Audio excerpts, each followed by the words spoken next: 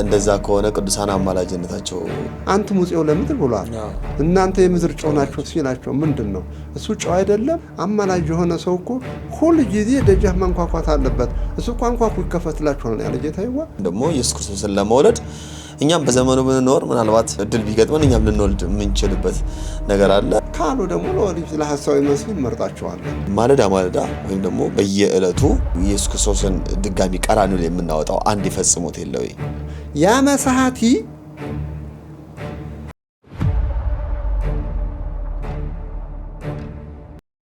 ሰላም ጤና ይስጥልኝ። በመላው ዓለም የምትገኙ ውድ ቀንዲል ሚዲያ ቤተሰቦቻችን እንደምን አላችሁ? ሰላም እግዚአብሔር ከሁላችንም ጋር ይሁን።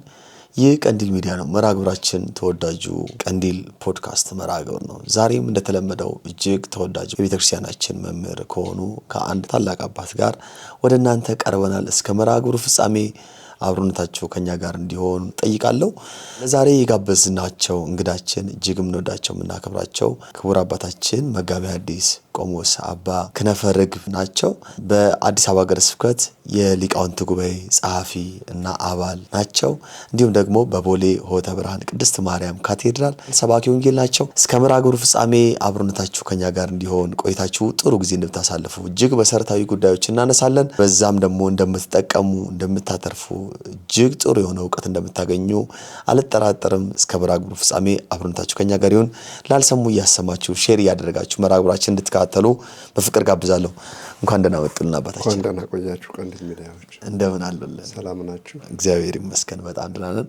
ጥሪያችንን አክብረው ስለመጡልን ከስራዎት ቀንሰው ለኛ ጊዜ ሰጥተው ሊያስተምሩን ሊመክሩን እዚህ ስለተገኙልን ከልብ እናመሰግናለን። እኔም አመሰግናለሁ ስለጋበዛችሁኝ በቀንዲል ሚዲያ ስም። እግዚአብሔር ያክብርልን አባታችን። እንደው ወደ ዛሬ ወደ ተገናኘንበት ርዕሰ ጉዳይ ከመግባታችን በፊት ከመጽሐፉ በፊት ጸሐፊውን ስለሚባል እንደው ጥቂት ነገር ስለእርሶ እናንሳና ከዛ ወደ ጥያቄያችን ወይም ደግሞ ወደ ምናነሳው ትምህርት እናልፋለን ማለት ነው።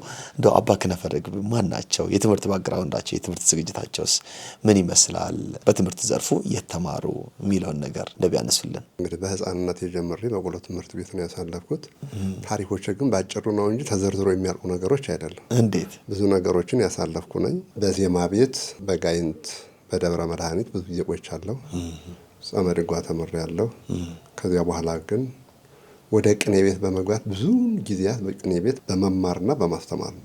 ብዙ የቅኔ መምህራንን ትልልቅ መምህራኖች ባሉበት እየተባበሩ ተምሬያለሁ፣ አስተምሬያለሁ። ለ9 ዓመት ከመንፈቅ ያህል አስተምሬያለሁ። 9 ዓመት አስተምረዋል? አዎ። ቅኔም ወደ 12 ዓመት ነው የተማርኩት። ቅኔ ለመማር 12 ዓመት ይፈጃል ትምህርቱ ማለት ነው። ከዚያም የበለጠ ሊፈጅ ይችላል እንዲያያያዙ ነው። እንዴት ነው እስቲ ይፈጀው? እንደ ጥቂት እናውራው እባክዎ። በዚህ አጋጣሚ እንደዚህ አይነት ዕውቀት አይገኝም። 12 ዓመት ቅኔን ተማርኩ ሲባል ለምሳሌ አንድ ዲግሪ እኛ ሀገር ላይ 3 ዓመት ኦር 4 ዓመት እንደው ገፋ ከተባለ 5 ዓመት ከዛ ዶክተሬት እንደው 7 ዓመት 6 ዓመት ነው። 12 ዓመት ቅኔ ማለት እንግዲህ በዓለማዊ ትምህርት ምን ያክል ደረጃ ላይ እንደተደረሰ መታሰብ ይገባዋል። ማለት የቤተክርስቲያን ትምህርት ቀላል ትምህርት አይደለም። ያው ደግሞ ቅኔ ደግሞ በራሱ ፍልስፍና የሆነ ማለዳ አዲስ የሆነ ነገር ማስገኘት ማምጣት እንደሆነ ስለሚታወቅ ሰዎች የደረሱበትን ማጥናት ወይም መሸምደድ አይደለም እንደሌላው ትምህርት። ስለዚህ እንደው ይሄንን 12 ዓመት ሙሉ ተማርኩ ሲሉ ምን ለውጥ አመጡ? ምን አገኙ? አንደኛው ጋር ጀምረው 12 ዓመት ሙሉ እስኪደርስ ድረስ ምን አይነት ነገሮች ነበሩት? ቅኔ በመሰረቱ ፍልስፍና ነው። አዎ። ፍልስፍና ደግሞ ማንኛውም ሰው በአስተሳሰብ አይገናኝም። ፈላስፋ በሚለው ስም ብቻ ነው የሚገናኘው። ከአንዱ ቅኔ መምህር ያለውና የአንዱ ቅኔ የተለያየ ነው። የአንዱ ሰምና ወርቅ ሊሆን ይችላል፣ የአንዱ ታሪክ ሊሆን ይችላል፣ የአንዱ ጎዳና ቅኔ ሊሆን ይችላል፣ የአንዱ ውስጠ ጎዳና ቅኔ ሊሆን ይችላል። እነዚያን ግን እየተዘዋወር ከአንዱ መምህር ያለው ዕውቀት ከአንዱ መምህር ሊገኝ አይችልም። ከአንዱ መምህር ያለውን ዕውቀት ቀስመህ ወደ ሌላ ሂደህ ለመቅሰም ደግሞ ግሱል በደንብ አድርገህ መጽሐፍ ለማወቅ በትክክል የቅኔ መምህር ወይም ቅኔ ማወቅ አለ። መጽሐፍትን ለመመርመር ለማወቅ በጣም ቅኔ ይረዳል። ስለዚህ እኔ ግን በዚሁ አጋጣሚ ግን ብዙ ነገሮችን ወጥቻለሁ ወርጃለሁ። አገባባትን በደንብ አድርጌ ቀጥያለሁ። ቅኔያትን በደንብ አድርጌ ወደ 360 ያህል የጎዳና ቅኔያትን በደንብ አድርጌ ተመሪያለሁ። በዚህም ምክንያት ብዙ ደቀ መዛሙርትን አፍርቻለሁ፣ አስተምሬያለሁ። ለአእምሮዬ ሌላ ጥቅም እንኳን ባላገኘው ለአእምሮዬ ግን ለአስተሳሰብ ለውጥ ያገኘሁበት ማንነቴን የምረዳበትና የማውቅበት ዕለት አዲስ ሐሳብ የማመነጭበት ዕለት ማንኛውም ሰው የተናገረውን ሳይሆን እኔ ራሴ አመንጭቼ የምናገረውና የማመሰጥረው የማራቅቀው የእግዚአብሔርን ሕልውና የማውቅበት የምረራበት አንድነቱን ሶስትነቱን ሰው በመጻሕፍት ላይ ቢረዳና ቢመራመር ራሱ መጻሕፍቱን እያየና እየተረዳ ነው። ቅኔ ግን አንተ ራስህ ፈልስፈ ነው የእግዚአብሔርን ሕልውናና የእግዚአብሔርን አንድነት ሶስትነት የማንኛውንም ሰው ባህሪ ልታውቀውና ልትረዳው የምትችለው ራስህ መርምረህ አውቀህ ልክ እንደ ፈላስፋዎች ማለት ነው። እንደ ፈላስፋዎች እለት እለት ነው የምታረቀቀው። በጎጃም ብዙ ጊዜ አስተምሬበታለሁ፣ ተምሬበታለሁ። ታሪኩ የቅኔው ይህን መነሻ ይሁን እንጂ ከዚያ በኋላ ግን ወደ 12 ዓመት በትምህርት ከቆየ በኋላ 9 ዓመት ካስተማርኩ በኋላ ወደ አዲስ አበባ መጣሁኝ። አዲስ አበባ ቅዱስ ጳውሎስ ገብቼ በመጽሐፍ መምህርና ሐዲስ ኪዳን ተማርኩ። በአታ ብሉይ ኪዳን ተማርኩ። አሁንም ሊቅ ተምሬያለሁ ማለት ነው። ዜማ ግን በመጀመሪያ በጋይንት ጎንደር፣ ደቡብ ጎንደር ነው የተማርኩት እና በሊቃውንቱ ጉባኤ በአዲስ አበባ ሊቃውንቱ ጉባኤ ውስጥ ነው የማገለግለው ማለት ነው። ብዙ ደቀ መዛሙርትን አፍርቻለሁ፣ አስተምሬያለሁ። ትልቁ ደስታዬ እንደውም ይሄ ነው። በጣም ደቀ መዛሙርት በማስተማሪ አሁን ዛሬ በአዲስ አበባ ያኔ ያስተማርኳቸው አለቆች አሉ፣ ደቀ መዛሙርት አሉ። እኔ ግን እንደተራ ሰው ሆኜ ነው እንደውም ደህና ዋላችሁም አላችሁ እነሱ አሰቡት መጥተው ሰላም ካላሉ በስተቀር። ምክንያቱም እነሱ አሁን በትምህርት ቤት ደረጃ ሳይሆን ያሉ ባለቅነት ደረጃ ነው ያሉት እና ቅኔ ይሄን ይመስላል። ቅኔ ለማንኛውም ነገር በጣም ጥሩ ነው። አንተም ዕለት ዕለት ቅኔ ትገኛለህ ስትዘምር። የምትዘምራቸው መዝሙሮች ቅኔዎች ናቸው፣ ዕለቱን የጠበቁ ናቸው። ቅኔ ማለት ዕለቱን ጠብቀህ የምታደርገው ነው። የእንተ ደም ዘየውዛን ታሪክ የምትተርክበት አይደለም። የምኩራብ ከሆነ የምኩራብን ነው፣ የመጻጉዕ ከሆነ የመጻጉዕን ነው፣ ደብረ ዘይት ከሆነ ደብረ ዘይት ነው። አንተም አሁን ብዙ ጊዜ ስትዘምር ሳይህ ዕለቶቹን ጠብቀህ ነው የምትዘምረው። እኔ በዚህ ሁልጊዜም አደንቅሃለሁ፣ ተሰጥኦህ ነውና። ታሪኮቼ ለሚዲያው ስንል ከዚህ ላይ እንግታውና ወደ ሌላ እንሄዳለን። ቅኔ ግን በጣም ጥሩ ነው። ሌላው አንድ ጥያቄ መጠየቅ የምፈልገው ብዙ ጊዜ ምንድነው አንዳንድ ሰዎች እርሶን መነኩሴ እንደሆኑ የሚረዳ የለም ማለት እንደው ጥምጥሙን ሁሉም ይጠመጥማል እንደሚያውቁት ያው ተማሪውም መምህሩም ካህኑም ቄሱም እንደዚህ ምናምን ይደረጋልና ይሄ መንኩሰው በውስጥ ቆብ እንደሚኖር እናውቃለን። በላይ ጠምጥሞ መሄድ ከምን የመነጨ ነው ማለት እንዳይታወቅ ነው ወይስ ከምን የመነጨ ነው? እርሶም ብቻ ሳይሆን ሌሎች አባቶችም ትላልቅ እነ ሊቀ ሊቃውንት ዕዝራ ሐዲስም እንደዚህ መነኩሴ መሆናቸውን ሳናውቅ መምህር ብቻ ሆነው ቆይተው ከዛ ግን መንኩሷል ተብሎ ሲናገር የሰማናቸውም ሌሎችም መምህራን አሉና ይሄ ከምን የመነጨ ነው? ትውፊት ነው? የቤተ ክርስቲያን አስተምህሮ ነው ወይ? የቤተ ክርስቲያን አስተምህሮ ነው። የምንኩስናው መገለጫ ቆብ እንደሆነ ይገባናል። ከቆቡ ነሳ ኤልያስ ሐሜሊቱ መጠምጠሚያ ይቀድማል። እንደውም ኤልያስ መጠምጠሚያ ነበረው። ነገር ግን መጠምጠሚያውን ራሱ ይጠቀምበት ነበረ። ቅድስተ ቅዱሳን ድንግል ማርያምም አጽፏን ያንን ለሐዋርያት የሰጠቻቸው መጠምጠሚያ አድርገው ነው ይዞት ሊሆም የሚጠቀሙበት። ከዚያ በኋላ ነው ቆቡ የመጣ። ግን በቆብ ላይ እንዴት ሻሽ ይጠመጠማል የሚሉ አባቶች አሉ። ይህ ራስን ላለማሳወቅ በእግዚአብሔር ዘንድ ትታወቃለህ፣ በሰዎች ዘንድ ግን አንተ ማንነትህን ደብቀህ ለመኖርና ራስህን ላለማሳወቅ ነው። የምንኩስና ሕይወቱ በጣም ፈተና ነው። መነኩሴ ቆብ አድርገህ ቀሚስ አድርገህ በሄድክ ቁጥር ተከታይ በጣም ብዙ እንደሆነ ይገባል። ያንን ተከታይ ለመቀነስ ነው። እኛ በቆቡ አፍረንበት አይደለም፣ ግን ተከታዮቹን ለመቀነስ ያደረግነው ጉዳይ ነው። ለአገልግሎት እንዲመቸን ነው፣ ለትምህርት እንዲመቸን ያደረግነው ጉዳይ ነው እና ትልቁ ነገር ግን እስመ አልቦ ህቡእ ዘኢትከሰት የተሸሸገ የማይገለጽ አንዳችም ነገር የለም። ሁሉም ነገር በጊዜው ጊዜ ይገለጻል። እኔ ግን እስከዚያው ድረስ ከአባቶቼ ያየሁትንና የተመለከትኩትን በሻሸ ውስጥ ቆቤን ሸሽጌ እኖራለሁ ማለት ነው። ከኔ የበለጠ ደግሞ እነንታ ሊቀ ሊቃውንት ሁልጊዜም ሻሻ እንዴት እንደውም አንድ ጊዜ ጥምቀት አንዳንድ ጊዜ ላደርግ እችላለሁ፣ ከዓመት አንድ ጊዜ። ግን ከቆቡ መጠምጠሚያው ይቀርማል። እኛም ዝም ብለን አይደለም። በተለይም የኢትዮጵያውያን ባህል የኢትዮጵያውያን ስርዓት በሊቃውንቱ ዘንድ የሚታወቀው መጠምጠሚያ ነው። ቆቡ በእነ አባ እንጦንስ በእነ አባ ጳኩሚስ የመጣ ቢሆንም ከዚያ በኋላ ግን ከዚያ በፊት የነበሩት ሊቃውንት ድንግልናቸውን የሚያሳውቁት በሻሽ ነው። ድንግል ሆነው ይኖራሉ፣ ምንኩስናቸውን ይዘው ይኖራሉ። ምንኩስናቸውና ድንግልናቸው እንዳለ ሆኖ ግን መነኩሴ ሳይባሉ የእንታ እንደተባሉ መምህር እንደተባሉ ብዙዎቹ ይኖራሉ እና ከዚህ አንጻር ነው እኔም ይህን ላደርገው የቻልኩት ለማለት ፈልጌ ነው። በጣም መልካም። ያው እንግዲህ መቼስ ብዙ ሰው ጥያቄ ሊፈጥርበት የሚችል ከሆነ ብዬ ነው ያነሳሁት። ያው ሁልጊዜም እኔ የህዝብን ሀሳብ ነው የማቀርበውና ከዛ አንፃር ነው ወደ ዛሬ ጉዳያችን እናልፋለን። የዛሬ ጉዳያችን ያው በነገረ ክርስቶስ ዙሪያ ላይ ያለንበት ወቅት የጾመ ኢየሱስ ወይም ደግሞ አብይ ጾም ነው። በዚህ በአብይ ጾም ማለዳ ጠዋትም ማታም ስለ ክርስቶስ መከራው፣ ስቃዩ፣ ሕማሙ እናስባለን፣ እንማራለን። እንደው ጠንከር ያሉ በሰዎች ዘንድ ሊነሱ የሚችሉ ነገሮችን እንደው በጥቂቱ በመምህራን ሲፈቱ መልካም ነውና ምስጢራቸውንም ብናውቅ ብንረዳ ጥሩ ነውና በሚል ሐሳብ በነገረ ክርስቶስ ዙሪያ ላይ ጥቂት ጥያቄዎችን ነው ማነሳው። እሺ ጥሩ። የመጀመሪያ ጥያቄ የማደርገው ምንድነው በክርስቶስ ባህሪ ጉዳይ ላይ ነው እና እኛ በኢትዮጵያ ኦርቶዶክስ ተዋሕዶ ቤተክርስቲያን አንድ ባህሪ ብለን ነው የምናምነው። በሌሎች አብያተ ክርስቲያናት ደግሞ ሁለት ባህሪ ብለው የሚያምኑ ማለት ሌሎች መሰረተ እምነት ያላቸው ቤተ እምነቶች አሉ እና እነሱ ያሉበት ምክንያት ከኛ ምክንያታቸው ስናነጻጽረው ለምንድን ነው አንድ ባህሪ የምንለው ያሰኛል። ይህም እንዴት ነው የምንለው? ለምሳሌ ክርስቶስ ሲራብ፣ ሲጠማ፣ ሲያለቅስ፣ ሲያዝን የስጋ ባህሪ ነው ብለን እንላለን። ደግሞ ተአምራትን ሲያደርግ በሰዎች ዘንድ ስጋ የለበሰ ሰው ሊያደርገው ከማይችለው በላይ ሲያደርግ ደግሞ የመለኮት ባህሪ ነው ወይም በመለኮቱ ነው ይህንን የሚያደርገው ብለን እንላለን። ሁለቱን አንድ አድርገን ተዋህዶ የምንለው ለምንድን ነው? የስጋ ባህሪና የመለኮት ባህሪ ብለን ማንለያያቸው? የመለኮት ባህሪና የስጋ ባህሪ ብለን በፍጹም በእኛ በተዋህዶ እምነት ልንለያያቸው አንችልም። መለኮት ከስጋ ጋር የተዋሃደ ነው። ከስጋ ጋር ከተዋሃደ በኋላ የስጋን ባህሪ ገንዘብ አድርጓል። በዚያ ውስጥ ግን መለኮት የለም ማለት አይደለም፣ መለኮት አለ። መጀመሪያ ባህሪ ምንድን ነው? ባህሪ መነሻ መድረሻ የሌለው የሁሉም መነሻ መድረሻ መቆሚያ መሰረት ምንጭ የሆነ ነው። ባህሪ ማለት ሶስት ስም አንድ እግዚአብሔር ብለን ነው የምንለው።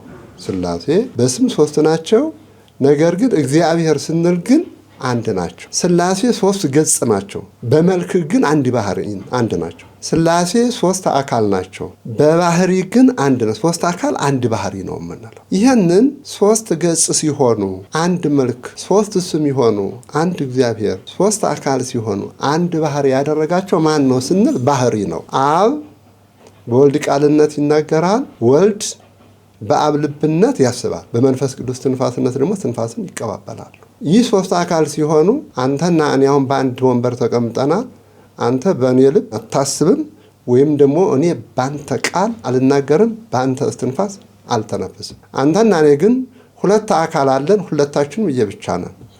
አብ ወልድ መንፈስ ቅዱስ ግን በባህሪ አንድ ስለሆኑ አብ የሚያስበውን ወልድ ያውቃል፣ ይናገራል፣ እስትንፋስን እንደዚሁ ያደርጋሉ ማለት ነው። ባህሪ ከሁሉም ይለያል። የእሳት ባህሪ አለ፣ የውሃ ባህሪ አለ፣ የመሬት ባህሪ አለ፣ የነፋስ ባህሪ አለ። እነዚህ ባህሪያት ከባህሪ ይለያሉ። እነዚህን ባህሪያት የመጡ ከየት ነው ብትለኝ ከእግዚአብሔር የመነጩ ናቸው። የእግዚአብሔር ባህሪ ግን ከየትም የተገኘ አይደለም። በዓለም ላይ በጠቅላላ ከአራቱ ባህሪያት የወጣ አንዳችም ነገር የለም። አራቱ ባህሪያት ሁሉም አሉት። ግን የእሳት ባህሪ በየጊዜው ይቀያየራል። የውሃም ባህሪ በየጊዜው ይቀያየራል። የነፋስን ባህሪ በየጊዜው ይቀያየራል። የመሬትን ባህሪ በየጊዜው ይቀያየራል። የእግዚአብሔር ባህሪ ግን አይቀያየርም። ከመሬት ባህሪ በሰዓትና በጊዜ የነፋስ ባህሪ ይቀድማል፣ የመሬት ባህሪ ይቀድማል፣ የውሃ ባህሪ ይቀድማል። የእግዚአብሔር ባህሪ ግን የማይለወጥ ረቂቅ የሆነ ምን ጊዜም ቢሆን በአንተና በእኔ ውስጥ የሚኖር ሶስቱን አንድ አድርጎ የሚኖር ነው። ነአምን ክልኤተ ልደታተ ከልደት በፊት የምናየው አንድ ነገር አለ። ባህሪ የሚጀምረው ከጽንስ ነው ወይም ደግሞ ከአዳም በደል ነው። የእግዚአብሔር ባህሪው መገለጫ ማን ነው ብትለኝ ፍጥረታቱ ናቸው። እሳቱ ነው፣ ነፋሱ ነው፣ ውሃው ነው። እግዚአብሔር በፍጥረቱ ነው የሚታወቀው። ግን የእግዚአብሔር ባህሪ በምን ይታወቃል? ወይም ደግሞ አንድና ሁለት የምንልበት ምክንያቱ ምንድን ነው ብትለኝ አዳም ሳተ፣ አታድርግ የተባለውን አደረገ። አታድርግ የተባለውን ካደረገ በኋላ ግን ወደ እግዚአብሔር ተመለሰ። እግዚአብሔር እወለዳለሁ አለ። እወለዳለሁ ብሎ ከተናገረ በኋላ ነቢያትም በሕገ ልቦና እወለዳለሁ አለ።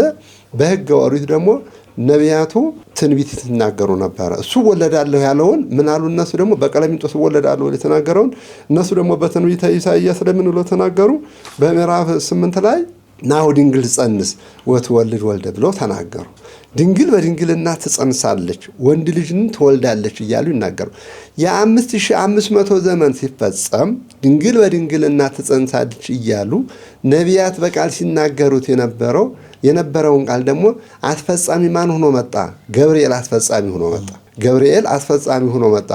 ገብርኤል ምን ሆኖ መጣ ማለት ነው? በቅዱስ ያሬድ ድጓ ለሌላይ ከኮንኩ ወአብሰርክዎ ለድንግል ወላዲቱ በአምሳለ ገብርኤል መልአክ፣ እኔ ራሲ ተላኪ ተላላኪ አብሳሪ ሁኜ በገብርኤል አምሳል መጣሁ አለ። ገብርኤል ቅድስተ ቅዱሳን ድንግል ማርያምን ትጸንሲ ስላት ብዙ ቃላት ተናግራለች። እንዴት ይሆንልኛል? እንደምን ይደረጋል? ቢያለች ስትናገረው ነበረ። ግን በመጨረሻ ላይ ትጸንሲ ብሎ ሲናገራት መአልቦ ነገር ዘይሳነው ለእግዚአብሔር ይኩነኒ አለችው። ይህንን ደግሞ አባ ጊዮርጊስ ዘጋስጫ ምን ብሎ ወስዶታል? ተወከፍዮ ለቃል ወበማኅፀነ ዚአኪ ያድርፎ ቤተ ነዳይ ብሎ ተናገረ። ቃልን ተቀበዩ ብሎ ተናገረ። ያ ቃል በመጀመሪያ የነበረው ቃል ምን አለ? ተወከፍዮ ለቃል ሲላት ወይም ደግሞ ይኩነኒ ስትለው ሰው በጆሮ ነገር ሰምቶ እንደሚገባ ሁሉ በሷም በዚያ ጊዜ በማኅፀኗ አደረ፣ ተዋሃደ፣ ከሁለት አካል አንድ አካል ከሁለት ባህሪ አንድ ባህሪ ሆነ ማለት ነው። ሁለት ባህሪ ማለት የእግዚአብሔር ባህሪ ነበረው የራሱን የቻለ ሶስቱ አንድ የሚሆኑበት ባህሪ ነበረ። ከዚህ ደግሞ የሰውን ባህሪ ነበረ። የሰውን ባህሪ እሱ በተለየ አካሉ ከቅድስተ ቅዱሳን ከድንግል ማርያም ሲዋሃድ የሰውን ባህሪ አደረገ፣ ተዋሃደ። ግን ሲዋሃድ በመለኮቱ በባህሪው ከአብም ጋር እኩል ነው፣ ከመንፈስ ቅዱስም ጋር እኩል ነው። እኩል የሚያደርጋቸው ደግሞ ማን ነው? ባህሪያቸው ነው። በባህሪ በፍጹም ሶስቱን አንድ ስለሚያደርጋቸው ተቀዳሚ ተከታይም የለም። ከዚህ በኋላ ከድንግል ማርያም ተጸነሰ። ባህሪው የዚያ ጊዜ ነው፣ ከጽንሰቱ ነው የጀመረ ብያለሁ። ከዚያ በኋላ ከተወለደ በኋላም ነአምን ክልኤተ ልደታተ፣ እኛ ሁለት ልደታትን እናምናለን ብሎ ቅዱስ ባስልዮስ ተናግሯል። ነአምን ክልኤተ ልደታተ ማለት እንዴት ነው ብትለኝ፣ ቅድመ ዓለም ከእግዚአብሔር አብ ያለ እናት እንደተወለደ፣ ድህረ ዓለም ደግሞ ያለ አባት ከቅድስተ ቅዱሳን ከድንግል ማርያም እንደተወለደ እናምናለን። ሁለት ባህሪ ይላሉ ለሚለው እነሱም ይኸውልህ አሁን ያ አካል ሁለት ባህሪ የሚሉበት ምክንያት ያ ቃል ሁለት ባህሪ የሚያሰኝባቸው እነሱም እንዳደረ ስለሚቆጥሩ ነው። ስለዚህ አሁን መለኮት ይገብር ግብረ መለኮት የሚሉትም ሁለት ባህሪ ስለሚሉ ነው። ሁለት ባህሪ ማለት መለኮት የመለኮትን ስራ ይሰራል፣ ስጋም የስጋን ስራ ይሰራል ብለው ነው የሚያስቡት። መለኮት የመለኮትን ስራ ይሰራል ማለት ሙት በሚያስነሳበት ጊዜ፣ ሕያዋኑን በሚፈውስበት ጊዜ፣ ለምጻሙን በሚያነጻበት ጊዜ ይህ የመለኮት ስራ ብለው ነው የሚያስቡት እነሱ። በሚጾምበት ጊዜ፣ በሚጸልይበት ጊዜ፣ በሚወጣበት ጊዜ፣ በሚደክምበት ጊዜ ደግሞ ይህ የስጋ ስራ ነው ብለው የሚያስቡት። እኛ ግን እንደዚህ አይደለም። ለምሳሌ ያህል በዮሐንስ ወንጌል ምዕራፍ 9 ላይ ስናየውና ስንመለከተው ወገብረ ጽውረ በምራቁ ይላል። በምራቁ ተፍቶ ያን ማየት የተሳነውን ግንባሩና አይኑ አንድ የሆነውን ሰውዬ ምን አደረገው? አይን ሰራለት። ያ ምራቅ የማን ነው? የስጋ ነው። ማዳን የማን ነው? የመለኮት። ከየት መጣ? ምራቁ ከየት መጣ? ባዶ ነው የሚሰሩት። ለዚህ ምሳሌ ስነግርህ አሁን ለምሳሌ ወደ ሲኦልም ወርዶ ያወጣ እሱ ነው ይላሉ። በስጋ ሞተ፣ በመንፈስ ግን አንሞትም ብለን ነው እኛም የምንናገረው። ለዚህ ምሳሌ በሃይማኖት አበው አንድ ሰልበስትሪያኖስ የሚባል ፈላስፋ አባት ምን ብሏል መሰለ? አንድ ፈላስፋ በሚጠይቀው ጊዜ ምን ብሎ ነው የተናገረው መሰለ? እንዴት ነው በስጋ ሞተ ስላለ በመንፈስ ሕያው ነው ስላለ በአንድ ላይ ተዋህዶ መለኮት የማይሞትበት ምክንያቱ ምንድን ነው ብሎ በሚጠይቅበት ጊዜ ሰልበስትሪያኖስ ምንድን ነው ያለው? ና እንሂድ ብሎ ወደ አንድ እንጨት ወሰደው። ምሳሩን ይዟል። ወደ እንጨቱ ወሰደው። ከእንጨቱ ላይ ግን የፀሐይ ጨረር እንዳለ አሳየው። የፀሐዩ ጨረር ከእንጨቱ ላይ አርፏል አላለፈም አለው። አርፏል። ከዚህ ላይ ለምሳሌ አሁን ጨረሩ አለ፣ የብርሃንም አለ የለም። አሁን ከዚህ ላይ ይህን ብትመታው ጨረሩ ትመታዋለህ አትመታዋለህ? መለኮትም እንደዚህ ተዋህዶም ልክ እንደዚህ ነው። እንጨቱ እግዚአብሔር አምላክ ነው። መሳሪያው ምንድን ነው የምትለኝ? መከራው ነው፣ ህማሙ ነው። ግን በእንጨቱ ላይ ብርሃኑ እንዳለፈ ሁሉ ምሳሩ እንዳልቆረጠውና እንዳልገዘገዘው ሁሉ ከዚህ ጋር አሁን ይሄ ተዋህዷል። ነገር ግን ይህንን ብትመታው ብርሃኑ በፍጹም ልትነካው አትችልም። መለኮትም እንደዚህ ተዋህዶ የሚኖረው ከስጋ ጋር እንደዚህ ሆኖ ተዋህዶ የሚኖረው መከራ ያገኘውም ስራውን ግን ይሰራል። ከዚህ ላይ ብርሃኑ ይታያል፣ ያንጸባርቃል። ይህንን ብትመታው ብርሃኑ እንደማይገኝ ሁሉ መለኮትም ከስጋ ጋር ተዋህዶ ሲኖር ልክ እንደዚህ ሆኖ ነው የሚኖረው ማለት ነው። ወደ ሲኦል ሲወርድ በመቃብር ውስጥ ነበር ወይ? መቃብር አዎ፣ በመቃብር ውስጥ አለ መለኮት። እንዴት በመቃብር ውስጥ ሊኖር ቻለ ትለኛለህ? ያማ እንዴት አድርገህ ትወሰንከው ማለት ነው።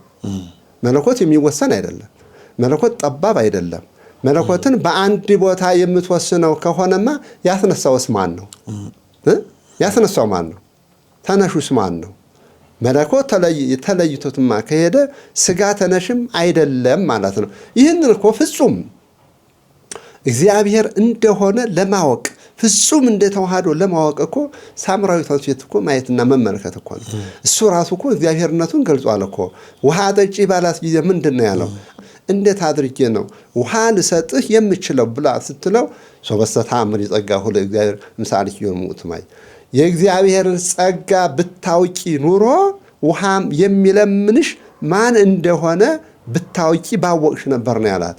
ምንድን ነው ውሃውን ለመነችው፣ ግን የዚያ ጊዜ እንደ መለኮት እንደ እግዚአብሔርነቱ ተናገረ። ሲናገር ግን ሁሉንም በአንድ ላይ አዋህዶ ነው። ውሃ ስጭኝ አለ።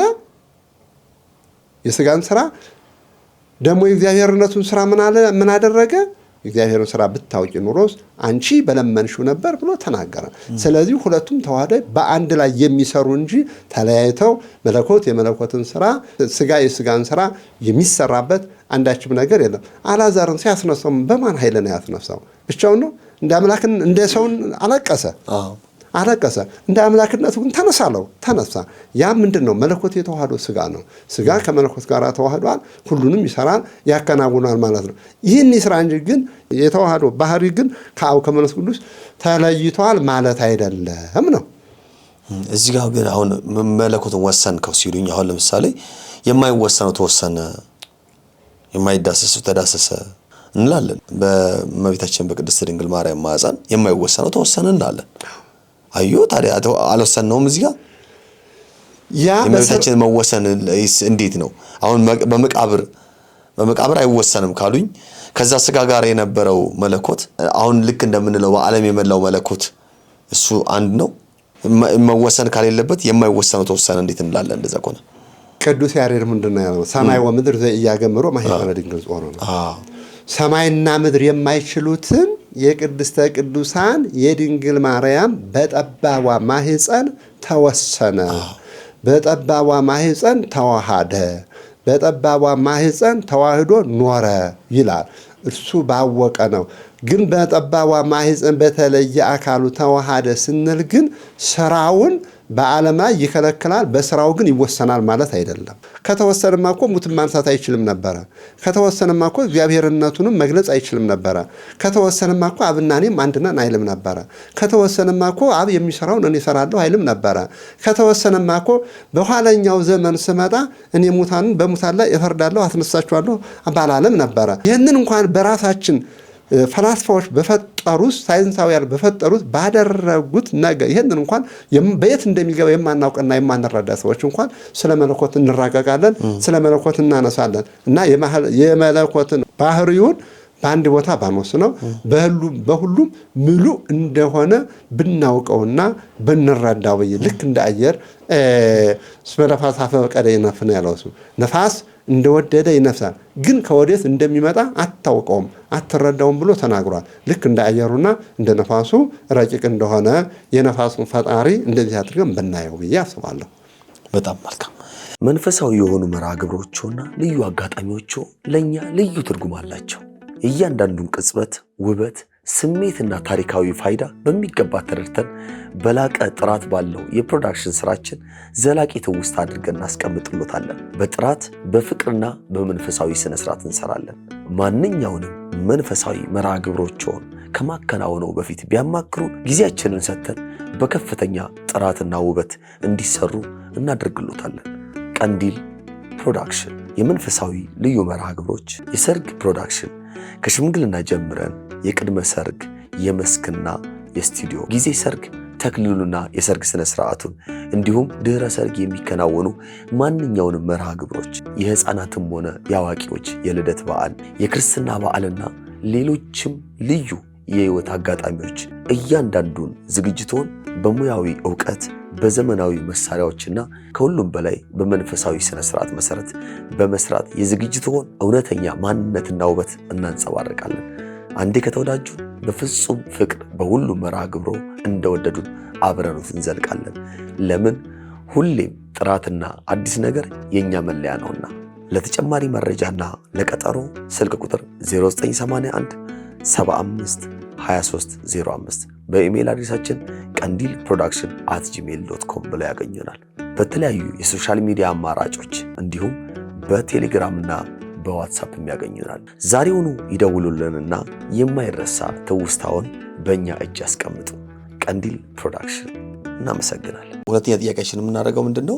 በእግዚአብሔርና በሰው መካከል ያለው ኢየሱስ ክርስቶስ ነው የሚለውን መነሻ በማድረግ ወይም ደግሞ በሮሜ 8:34 ላይ የሚገኘውን ስለኛ የሚማልደው የሚለውን ቃል ይዘው ከኛ ቤተ እምነት ወይም ከኛ አስተምሮ ውጪ የሆኑ አማኞች የኢየሱስ ክርስቶስን አማላጅነት ትታቸው ወደ ቅዱሳን አማላጅነት ሄዳቸዋል። ወይም ደግሞ አማላጅነትን ከኢየሱስ ክርስቶስ ወስዳችሁ ለቅዱሳን ለእመቤታችን፣ ለጻድቃን፣ ለሰማዕታት አድርጋቸዋልና ይሄ ትክክል አይደለም የሚል ነገር ያነሳሉና ቤተክርስቲያን ለዚህ ምላሿ ምንድነው? ትክክለኛነቱንስ በምን ትገልጣለች? እንደ እግዚአብሔር ፈቃድ በመሰረቱኛ የቅዱሳኑን ለቅዱሳን ነው የምንሰጠው፣ የጌታን ለጌታ ነው የምንሰጠው። ልዩነታችንን በመጀመሪያ ማወቅ ነው። እኛ ልዩነታችን በቅዱሳኑ አይደለም። ልዩነታችን ፍጹም በኢየሱስ ክርስቶስ ነው። ኢየሱስ ክርስቶስን ደግሞ እኛ የምንለው ፍጹም አምላክ ፍጹም ሰው ነው የምንለው።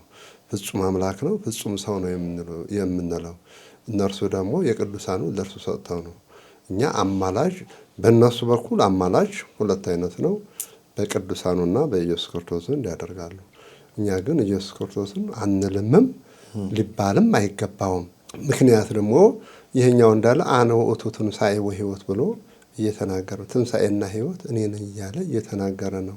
ትንሣኤና ሕይወት እሱ አስነሽ ከሆነ ሙታንን ወደ አንድነት የሚያመጣ ከሆነ ኑ ሀብየ ቡሩካኑ ለአቡየ ብሎ የሚናገር ከሆነ እናንተ የአባቴ ቡሩካን ኑ ወደ እኔ ዓለም ሳይፈጠር የተዘጋጀላችሁን መንግስተ ሰማያትን እንድትወርሱ ብሎ የሚናገር ከሆነ አማላጅነቱ ከዚህ ላይ እንዴት ነው አማላጅ የሚሆነው?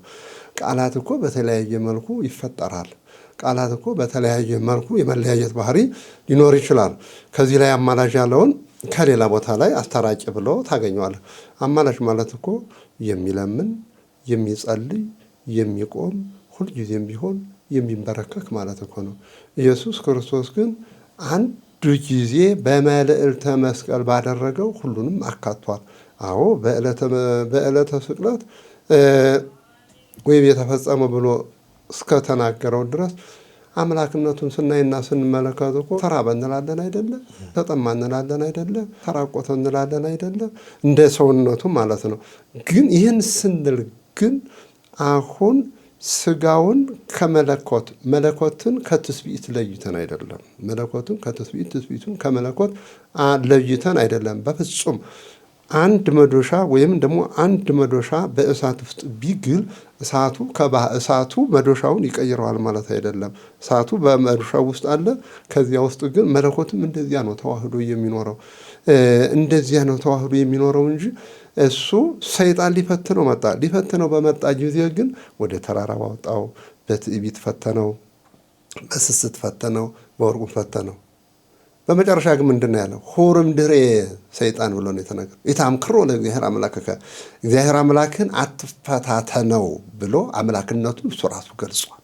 አምላክነቱን ስለገለጸ እኛ አማላጅ አድርገን መናገር የምንችለው እንዴት ነው? ከዚህ ላይ አማላጅ ይላል። አዎ ማማለድ ይላል። አዎ ልክ ነው። ማማለድ ማለት ደግሞ ራሱን ከራሱ ጋራ ነው። እስኪ ይሄስ ይሁን መንፈስ ቅዱስ ስለናንተ ይቃትታል ማለት ኢየሱስ ክርስቶስንስ እንትን እንበለው አማላጅ ነው እንበለው። መንፈስ ቅዱስ ሥጋ ለብሶ ነበረ አልለበሰም። እንዴት መንፈስ ቅዱስ ይቃትታል? መንፈስ ቅዱስ እንዴት ይቃትታል?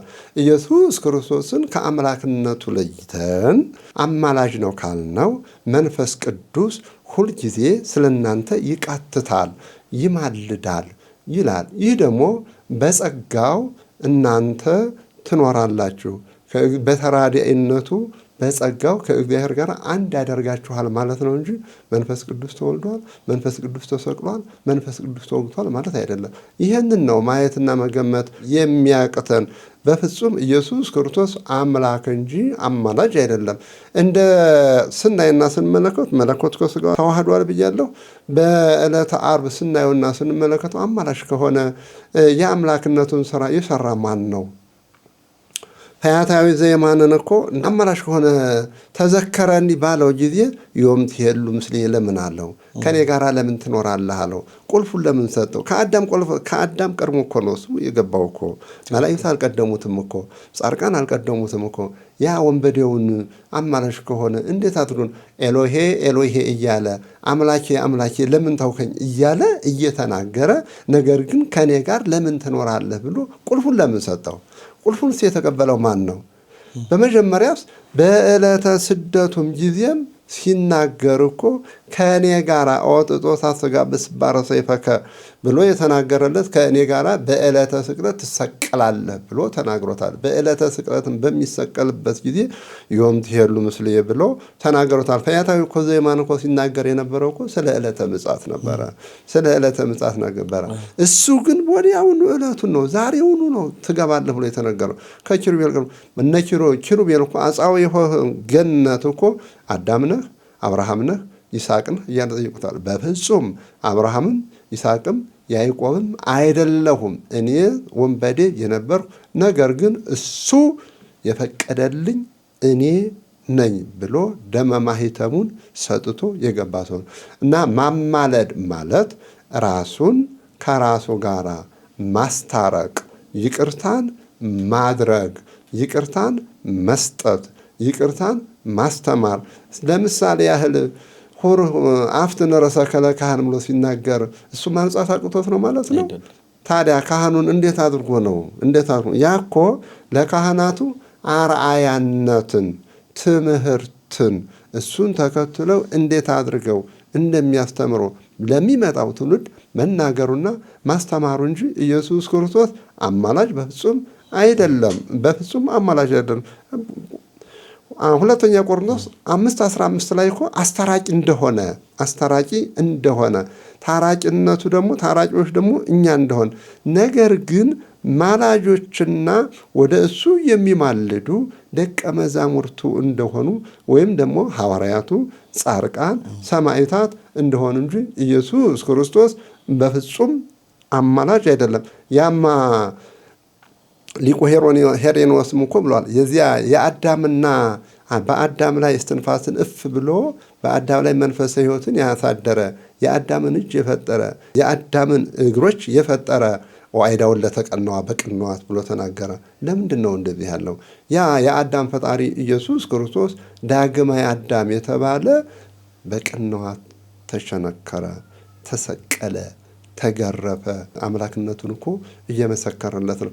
ይህ ምክንያት ስህተት መፈለግ እንጂ በፍጹም ኢየሱስ ክርስቶስ አስታራቂ እሱ ታራቂ። ለምሳሌ ያህል አንድ ሰው ከአንድ ሰው ጋር ቢጣላ ወንድሜ ና ይቅር ብያሃለሁ፣ ታርቄሃለሁ፣ ከዚህ በኋላ ቂም በቀል አልይዝብህም፣ ይቅርታ አድርጌሃለሁ፣ ከዚህ በኋላ ስህተት እንዳታድርግ ብሎ መናገሩ እንጂ እሱ እያስታረቀው ራሱን ከራሱ ጋር እያስታረቀው እንጂ ወልድ የሌለበት ዘመን ኑሮ አብ ያለበት ዘመን ኑሮ እሱ ከአብ ተለይቶ አብን እየለመነው አይደለም። እንደዚያማ ከሆነ እኮ አብና እኔ ለምንድን ነን? ርኤኪ ርኦ ላዌ ብሎ ተናግሯል። እኔን ያየ አብን አየ ብሎ ነው የተናገረው እኮ አብን አየ ብሎ ነው የተናገረው። ስለዚህ አብን ካየ አብን ያወቅነው በማን ነው? በእርሱ እኮ ነው ያወቅነውና የተረዳ ነው። አብን ካወቅነውና ከተረዳ ነው እሱን አማላጅ ብለን እንዴት እንናገረዋለን? እሱም እኮ የተናገረው ራሱ እኔን ያከበረ አብን ያከብራል፣ እኔን ያላከበረ አብን ሊያከብረው አይችልም። ከማን ነው? እስኪ ከፍጡራን እስኪ ንገረኝ። ከፍጡራን አብን ያከበረ እኔን አከበረ ብሎ የተናገረው ማን ነው? ማንም የለም። አብን ካየው ከአብ ጋር እኩል ከሆነ ከአብ ጋር በዘመን የማይቀዳደም ከሆነ ከአብ ጋራ የሚስተካከል ከሆነ ቃል ሥጋ ከሆነ ያ ቃል በመጀመሪያ የነበረው ቃል እሱ ደግሞ ውረድ ተወለድ ብሎ በተለየ አካሉ ከላከውና እሱም ደግሞ በተላከበት ቃል ከተዋሃደ እንዴት ነው አማላጅ ሊሆን የሚችለው? በፍጹም አማላጅ ሊሆን አይችልም። ሮሜ 9:5 ላይ እሱም እኮ ምንድን ነው እንዴት ይላል? እኔ የምምረውን እምረዋለሁ፣ ይቅር የምለውን ይቅር እለዋለሁ ብሏል። እሺ አማላጅ ከሆነ እንዴት ነው የሚመራው? እንዴት አድርጎ ነው የሚመራው? ይቅር የሚለውንስ እንዴት አድርጎ ነው ይቅር የሚለው? አማላጅ የሆነ ሰው እኮ ሄዶ መንበርከክ አለበት እኮ። አማላጅ የሆነ ሰው እኮ ሁልጊዜ ማማለጃ ማቅረብ አለበት እኮ። አማላጅ የሆነ ሰው እኮ ሁልጊዜ ደጅ መጽናት አለበት። አማላጅ የሆነ ሰው እኮ ሁልጊዜ ደጃፍ ማንኳኳት አለበት። እሱ እኮ አንኳኩ ይከፈትላችኋል ነው ያለ ጌታዬዋ። አንኳኩ ይከፈትላችኋል ነው እንጂ ያለ እኔ አንኳኩቼ እናንተ ትገባላችሁ እኮ ያለበት ሰዓትና ጊዜ የለም። አንኳኩ ይከፈትላችኋል ያለበት ምክንያት ምንድን ነው? እሱ አማላጅ አለመሆኑን ሲያስረዳና ሲያሳውቅ ነው። እናንተ ሸክም የከበዳችሁ ወደ እኔ ኑ ማለት ምን ማለት ነው? እናንተ ሸክም የከበዳችሁ ወደ እኔ ኑ እኔ አሳርፋችኋለሁ ብሎ ተናግሯል። ታዲያ ሸክም የከበደን እኛን እንዴት አድርጎ ነው አማላጅ ከሆነ ሊያሳርፈን የሚችለው? አማላጅ ከሆነ እንዴት አድርጎ ነው ገነት የሚያስገባን? አማላጅ ከሆነ እንዴት አድርጎ ነው የመንግስተ ሰማያት ባለቤት የሚያደርገን? አማላጅ ከሆነ ወደ እግዚአብሔር አብ እንዴት አድርጎ ነው የሚያቀርበው? አማላጅ ከሆነ አብንም ማየት አይችልም። አማላጅ ከሆነ መንፈስ ቅዱስ እንዴት አድርጎ ነው የሚልከው? መንፈስ ቅዱስን ልክላችኋለሁ ብሎ የተናገረ ያ በባህሪው በኩነታቸው አንድ መሆናቸውን የሚያገልጸው እንዴት አድርጎ ነው መንፈስ ቅዱስን ልክላችኋለሁ ብሎ የተናገረ? በፍጹም ኢየሱስ ክርስቶስ አማላጅ አይደለም፣ ፍጹም አምላክ ነው፣ ፍጹም ሰው ነው። ይህንን ቃል እንዴት ተናገረው ብትለኝ አሁን እኛ የምንወደው ግን አንድ ነገር አለ። ያችን ቃል አንዷን ቃል ብቻ ነው ነቅሰን የምናወጣት፣ አንዷን ቃል ብቻ ናት። ሌላውን ግን አነ ውእቱ ብርሃኑ ለዓለም እየተናገረ የሚለውን ቃል የሚናገረውን ቃል አናይም። የዓለም ብርሃን እንዴት አማላጅ እኮ እንዴት ሆኖ የዓለም ብርሃን ሊሆን የሚችለው? በአንድ ቦታ እኮ አማላጅ እኮ በአንድ ቦታ የሚወሰን እኮ ነው። እሱ ላይ ግን ይቅርታ በጣም አባ፣ አሁንም እንደው በብርሃን ምሳሌ ከሰጠን እናንተ የዓለም ብርሃን ናችሁ ይላል ደግሞ ቅዱሳን። አዎ እንደዛ ከሆነ ቅዱሳን አማላጅነታቸው ማለት እንዴት ብርሃን ነው ሆነ? ልክ ነህ። እስመ ብዙኃን ነቢያት ፈተው ይራእዩ ወአንትሙ ዘትሬዩ። ብዙ ነቢያት ነበሩ እናንተ ልታዩት ሊያዩ የሚወዱ ብሎ ተናግሯል። እናንተ የምታዩትን ሊያዩ የሚወዱ ብዙ ነቢያት ነበሩ ብለዋል። ነገር ግን እነዚህ አላዩም። ነቢያቱ ግን አይተዋል ብርሃንነቱን አይተዋል። ከእኔ በኋላ ብዙ ስራ ትሰራላችሁ። እሱ የዓለም ብርሃን ነው። እነሱም ደግሞ የዓለም ብርሃንነታቸው ምንድነኝ? ከመንግስተ ሰማያት ማስገባት ውጭ መንግስተ ሰማያት ማስገባት ውጭ ማለት ተሰቅሎ ከማዳን ውጭ ሌላውን ስራ ይሰራሉ።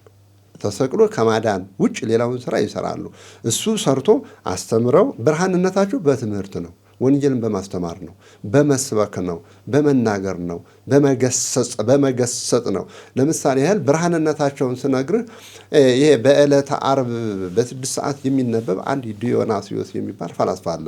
ኢየሱስ ክርስቶስ በዕለተ ዓርብ በተሰቀለ ጊዜ ዓለም እንዴት እንደጨለመ ዓለም እንዴት ብርሃን እንደሆነ ያይና ይመለከት ነበር። ያ ፈላስፋ በፍልስፍናው ዓለም ቀርጾ ይዞት ነበረ። ጳውሎስ ግን ሊያስተምር በሄደበት ጊዜ ስለ ኢየሱስ ክርስቶስ በሚነግረው ሰዓት የተሰቀለበትን ዕለቱ ዕለተ ዓርብ እንደሆነ፣ ሰዓቱ 6 ሰዓት እንደሆነ፣ ፀሐይ የጨለመበት ከ6 ሰዓት እስከ 9 ሰዓት እስከ 11 ሰዓት እንደሆነ ሁሉንም ነገር ሲነግረው ያንን የቀረጸውን ነገር አውጥቶ አሳየው፣ አመነ። ታዲያ የጳውሎስ ብርሃን አይደለም ማለት ነው? ኢየሱስ ክርስቶስ ያደረገውን ነገር ሲነግረው ሲያምን ያ ብርሃን ተገለጸለት ማለት ነው። በመሰረቱ እኮ ኢየሱስ ክርስቶስ ዓለምን አስተምሮ ተሰቅሎ አዳነ እንጂ በትምህርት እኮ ሐዋርያቱ ናቸው የሚበልጡት። ሐዋርያቱን ብቻ ነው እሱ ሰብኮ አስተምሮ ሄደ። እነሱ ግን ለዓለም ነው ብርሃን ይሁን አንትሙ ጽዮን ለምድር ብሏል። እናንተ የምድር ጨው ናቸው ሲላቸው ምንድን ነው? እሱ ጨው አይደለም? ኤልሳ ምን ብሎ የተናገረው? እሱ ጨው ሆኖ ቅድስተ ቅዱሳን ድንግል ማርያምን ልሁክት ብሏታል። እሱ ጨው ነው፣ እነሱን ደግሞ ጨው ናችሁ ብለዋል። ከሱ የበለጠ ዓለሙን አጣፍጠውታል። ከሱ የበለጠ ዓለሙን አስተካክለውታል። ከሱ የበለጠ ዓለሙን ወደ እርሱ ስበውታል። ከእርሱ የበለጠ ዓለሙን ወደ ገነት እንዲያስገቡ አድርገውታል። እሱ ተሰቀለ፣ ደሙን አፈሰሰ፣ ስጋውን ቆረሰ፣ ከሲኦል ወደ ገነት አሸጋገረ። ከዚያ በኋላ ግን የእነሱ ብርሃንነታቸው ሕዝብና አሕዛብን አንድ አድርገዋል። ሕዝብና አሕዛብን አንድ እንዲሆኑ አድርገዋል። ስለ ኢየሱስ ክርስቶስ መሰቀል፣ ስለ ኢየሱስ ክርስቶስ መገረፍ፣ ስለ ኢየሱስ ክርስቶስ መሞት፣ ስለ ኢየሱስ ክርስቶስ መነሳቱን ለዓለም ያሳወቁ እነርሱና እነርሱ ናቸው። ዘይርየዩኒ ያአምኑኒ፣ ያላዩኝ፣ ስሰቀል ያላዩኝ፣ ስነሳ ያላዩኝ ያምኑኛል ተብሎ እኮ የተነገረ በሐዋርያት እኮ ነው። ይህን ቃል እኮ እኛ እኮ ኢትዮጵያውያን እኮ ሲሰቀል አላየነውም እኮ ሲሞት እኮ አላየነውም። ነገር ግን ቃላችን ያየነውና የተረዳነው በየት ነው ብትለኝ በሐዋርያቱ በኩል ነው። በሐዋርያቱ በተለያዩ በሐዋርያቱ በኩል ነው የደረሰን። ስለዚህ ብርሃኑ በሁሉም ደርሶናል ማለት ነው። ወገብረ መድኃኒተ በማእከለ ምድር፣ በዓለም ለዓለም ማእከል በሆነችው በቀራንዮ ተሰቅሎ በኢየሩሳሌም የተሰቀለው ቀራንዮ ላይ የበራው መብራት ለዓለም እነሱ አብርተውታል፣ አድርሰውታል ማለት ነው። አይሁድ አጠፋን ብለው ነበረ። ምን ብለው ነበረ? ቀብረውት ነበረ። እነሱ ግን ብርሃኑን አጉልተውታል፣ አሳይተውታል ማለት ነው። እና ወደ አማላጅነታችን ስንመለስ አማላጅ በሁለት አይነት ነው። በሌላው የሚታየው ኢየሱስ ክርስቶስን አማላጅ ይላሉ፣ ጻድቃንን አማላጅ ይላሉ። ፍጹም ጻድቃን እንዳያማልዱም ብለው የሚያምኑ አሉ። አማላጅነትን ለኢየሱስ ክርስቶስ ይሰጣሉ። አማላጅን በሁለት አይነት አድርገው የሚመለከቱ የእምነት አይነቶች አሉ። ጻድቃንም በፍጹም አማላጅ አይደሉም ብለው የሚናገሩ አሉ። የአማላጅ ኢየሱስ ክርስቶስ ብቻ ነው ብለው የሚናገሩ አሉ።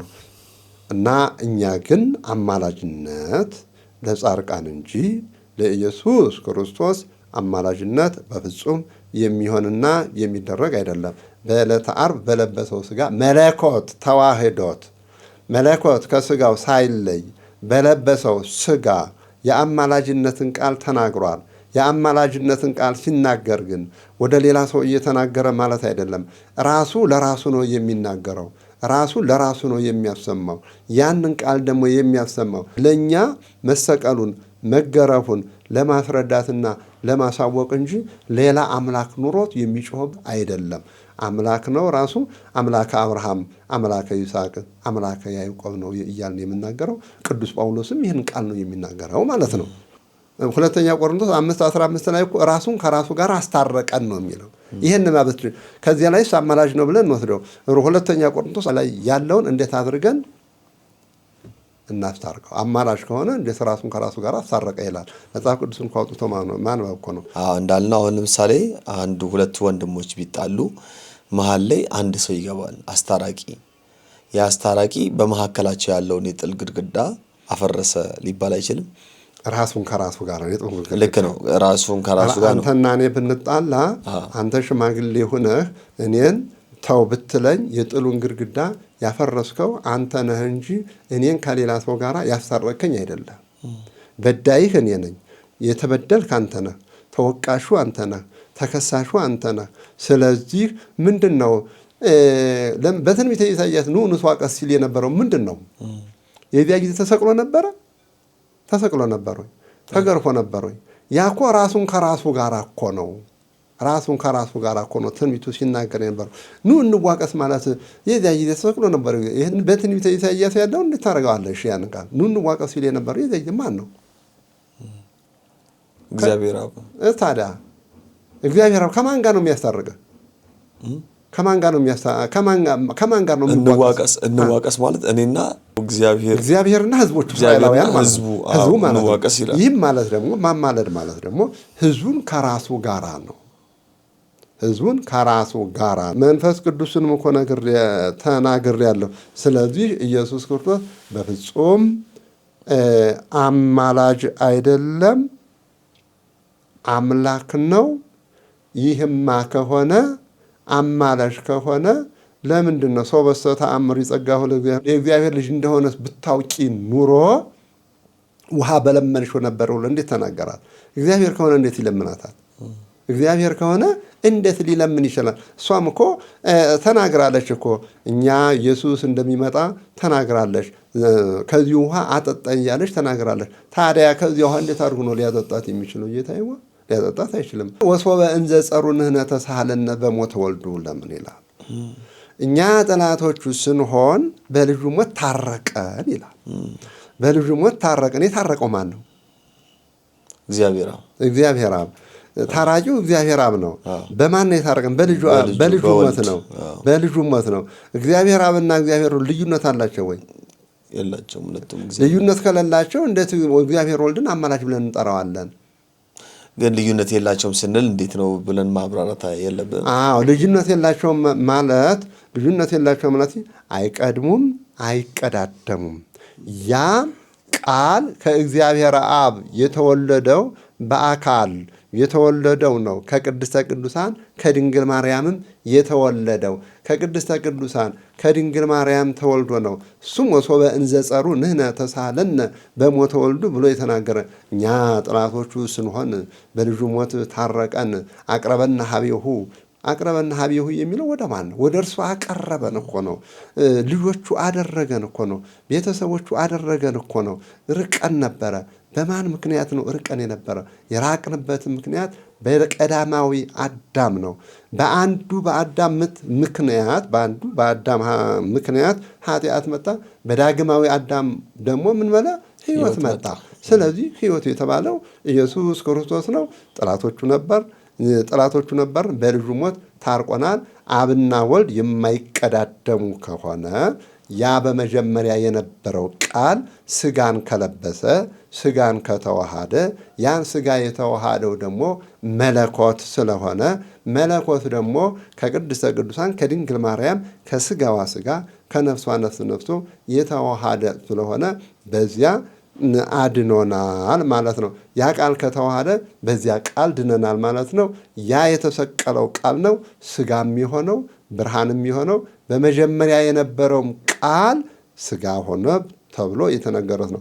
በመጀመሪያ የነበረ ቃል ስጋ ከሆነ ማንን ከማን ጋር ሊለምንና ሊማለድ ይችላል ነው። በጣም መልካም። ቀጣዩ ሐሳብ ላይ ምንድነው? ጌታችን አምላካችን መድኃኒታችን ኢየሱስ ክርስቶስ በቀራንዮ ኮረብታ ለዓለም ሁሉ ድነት ሲሰጥ መስዋዕት ሆኖ ራሱን መስዋዕት አድርጎ ለዓለም ሁሉ ሰጥቷል እና ቅዱስ ጳውሎስ ሲናገር በዕብራውያን ምዕራፍ 10 ቁጥር 12 ላይ እና እንደዚሁም ደግሞ በአንደኛ ጴጥሮስ ምዕራፍ 3 ቁጥር 18 ላይ አንድ ጊዜ መስዋዕት ለዘላለም የሚሆን መስዋዕትን አቅርበዋል የሚል ነገር ያነሳል። የዘላለም መስዋዕትን ካቀረበ አንድ ጊዜ ክርስቶስ ራሱን መስዋዕት አድርጎ ከሰጠን ዛሬ ለምንድነው ዕለት ዕለት በቤተክርስቲያናችን ይህ ስጋው ነው ይህ ደሙ ነው እያልን ማለዳ ወይም ደግሞ በየዕለቱ ኢየሱስ ክርስቶስን ድጋሚ ቀራንዮ ላይ የምናወጣው አንድ ይፈጽሙት የለው? አንተ አንድ ጊዜ ተወልደሃልና ማለት ልደትህ እድገትህ ቆመ ማለት ነው? አይቆም። እድገት ካልቆመ ኢየሱስ ክርስቶስም አንድ ጊዜ የሰጠው ሁል ጊዜ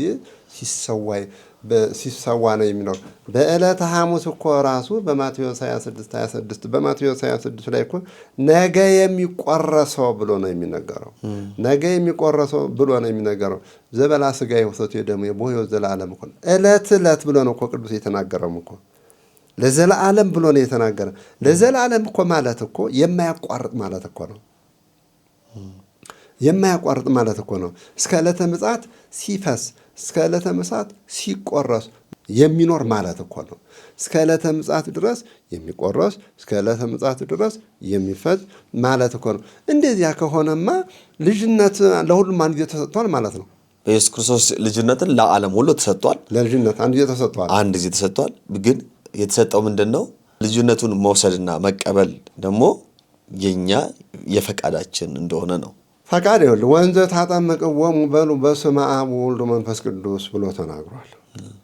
በዕለተ ዓርብ ልጅነት ተቀብለናል። ያ ልጅነት ግን እስከ ዕለተ ምጽአት ድረስ የሚኖር ነው። የሰው ልጅ ተጠምቆ ምንድን ነው የሚያደርገው? ተጠምቆ ቅዱስ ሥጋውንና ክቡር ደሙን ካልተቀበለ ሜሮን ካልተቀባ ያ ሰው በፍጹም ልጅነት የለውም። ምንድነው ግን አሁን ለምሳሌ የሐዋርያትን ታሪክ እናስታውስ። ወደ ዓለም ሂዱ ወንጌልን ስበኩ ለሕዝብም ለአሕዛብም እያስተማራችሁ በአብ በወልድ በመንፈስ ቅዱስ እያጠመቃችሁ ደቀ መዛሙርቴ አድርጓቸው አለ እንጂ ስጋዬን እያበላችሁ ደሜን እያጠጣችሁ አድርጓቸው የሚል ነገር የለም መጽሐፍ ላይ ተጽፏል። ያማ ስጋዬን የበላ ደሜን የጠጣ የዘላለም ሕይወት አለው የሚለውን በምን አይነት መልኩ ነው ከዚህ ጋር የምናስታርቀው?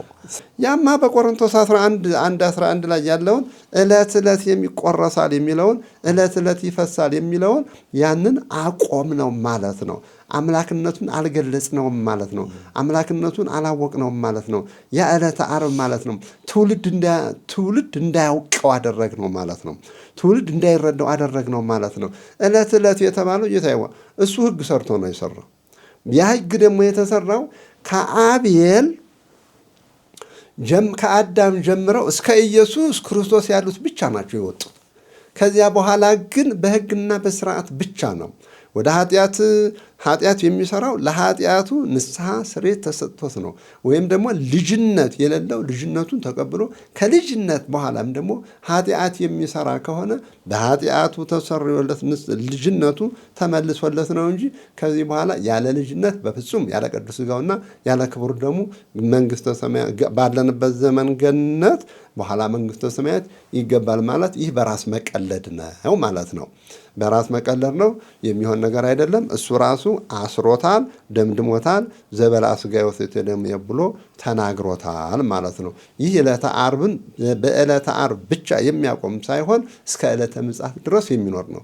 ከዕለተ ምጽአት በኋላ ደግሞ ከዚያ ዕለት ስንቀበለው በኖር ነው ቅዱስ ሥጋና ክቡር ደም እንኖራለን ማለት ነው።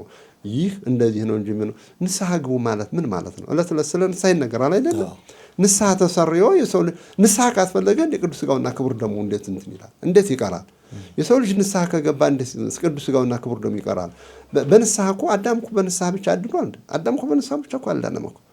በንስሐው የዳነ ማን ነው? በንስሐ ብቻ ቢሆን እኮ ነቢያት እኮ ብዙ ነገር እኮ አድርገዋል እኮ። ነገር ግን በንስሐ ብቻ በፍጹም የዳነ የለም። ዮሐንስ እንኳን ሲሰብክ ሲናገር ነስሑ ወእመኑ እስመ ቀርበት ይእቲ መንግሥተ ሰማያት፣ ንስሐ ግቡ መንግሥተ ሰማያት ቀርባለችና ብሎ ነው የተናገረው። በንስሐ ብቻ የሚሰራይማ ከሆነ ለምን የዮሐንስ ስብከት እኮ ብቻ ይበቃ ነበረ እኮ። ለኢየሱስ ክርስቶስ ምንስ ስቅላት ያስገርፈዋል? ምንስ ግርፋት ያስፈልገዋል? ምንስ ደሙን ከነፈያታዊ ዘማን ጋር በመካከልስ እንዴት ሆኖ ሊሰቀልስ ይችላል? ነገር ግን እወለዳለሁ ብሎ የተናገረው ቃል የድህነቱ ቃል የሚፈጽመው ያ ቃል ሥጋ የሆነው ለዘላለማዊ ሲሰጣል ሊኖር እንጂ ዕለተ ዓርብ ብቻ የሚቆም አይደለም ነው። ስለዚህ በዕለት ዕለት ይሆም ነው መስዋዕት ዕለት ዕለት ነው። በቃ ማንኛውም ሰው ቅዱስ ሥጋውና ክቡር ደሙን እንደኛ አስተምህሮ በትክክል ዕለት ዕለት ነው የሚቀበለው። ያለ ቅዱስ ሥጋውና ያለ ክቡር ደሙ መዳን በፍጹም ማንም የለም። የድህነት ቃል ዛሬ ናት ማለት ምን ማለት ነው? የድህነት ቀን ዛሬ ነው ማለት እኮ ዕለት ዕለት ቅዱስ ሥጋውና ክቡር ደሙ መቀበል እኮ ነው። ያለ ቅዱስ ሥጋውና ያለ ክቡር ደሙ አለመኖር እንደዚህ ነው። ቅዱስ ሥጋውና ክቡር ደሙ ዕለት ዕለት ነው። ዕለት ዕለት ትቀበለዋለህ፣ እስከ ዘላለም ድረስ ትኖርበታለህ ማለት ነው። በጣም መልካም።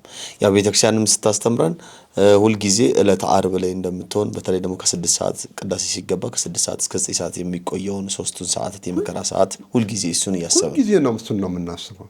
ሁልጊዜ ዕለተ ዓርብ ነው የምናስበው። ዕለተ ዓርብ እናስባለን እንጂ እሱ ሌላው ቢቀር እንኳን እናንተ መስቀል እንኳን ቅዱስ ሥጋውን ክቡር ደሙን ይቀርና መስቀል ሞቴን ተሸከሙ እኮ ነው ብሎ የተናገረው። መስቀል ሞቱን ከተሸከምነው እንዴት ሆኖ ነው ቅዱስ ሥጋውና ክቡር ደሙ የሚቀረው? ጌታዬ መከራውን ከተቀበልነው ቅዱስ ሥጋውንና ክቡር ደሙ ዕለተ ዓርብ ብቻ ድህነት ከተፈጸመ መስቀል ሞቱን ለምን መሸከም አስፈለገ? ለምን መስቀል ሞቴን ተሸክሟል? ለምን ተከተላችሁ? ለምን የዓለም ብርሃን ናችሁ? ለምን ብሎ ተናገራችሁ? የዓለም ብርሃን ናችሁ ብሎ የተናገረው በአስተምህሯቸው እኮ ነው። መስቀለ ሞቱን እንዲሸከሙ ነው። በአንድ ጊዜ በዕለተ ዓርብ መስዋዕትነት ከተፈጸመ መስቀለ ሞቴን ተሸከሙ አይልም ማለት ነበረ ማለት ነው።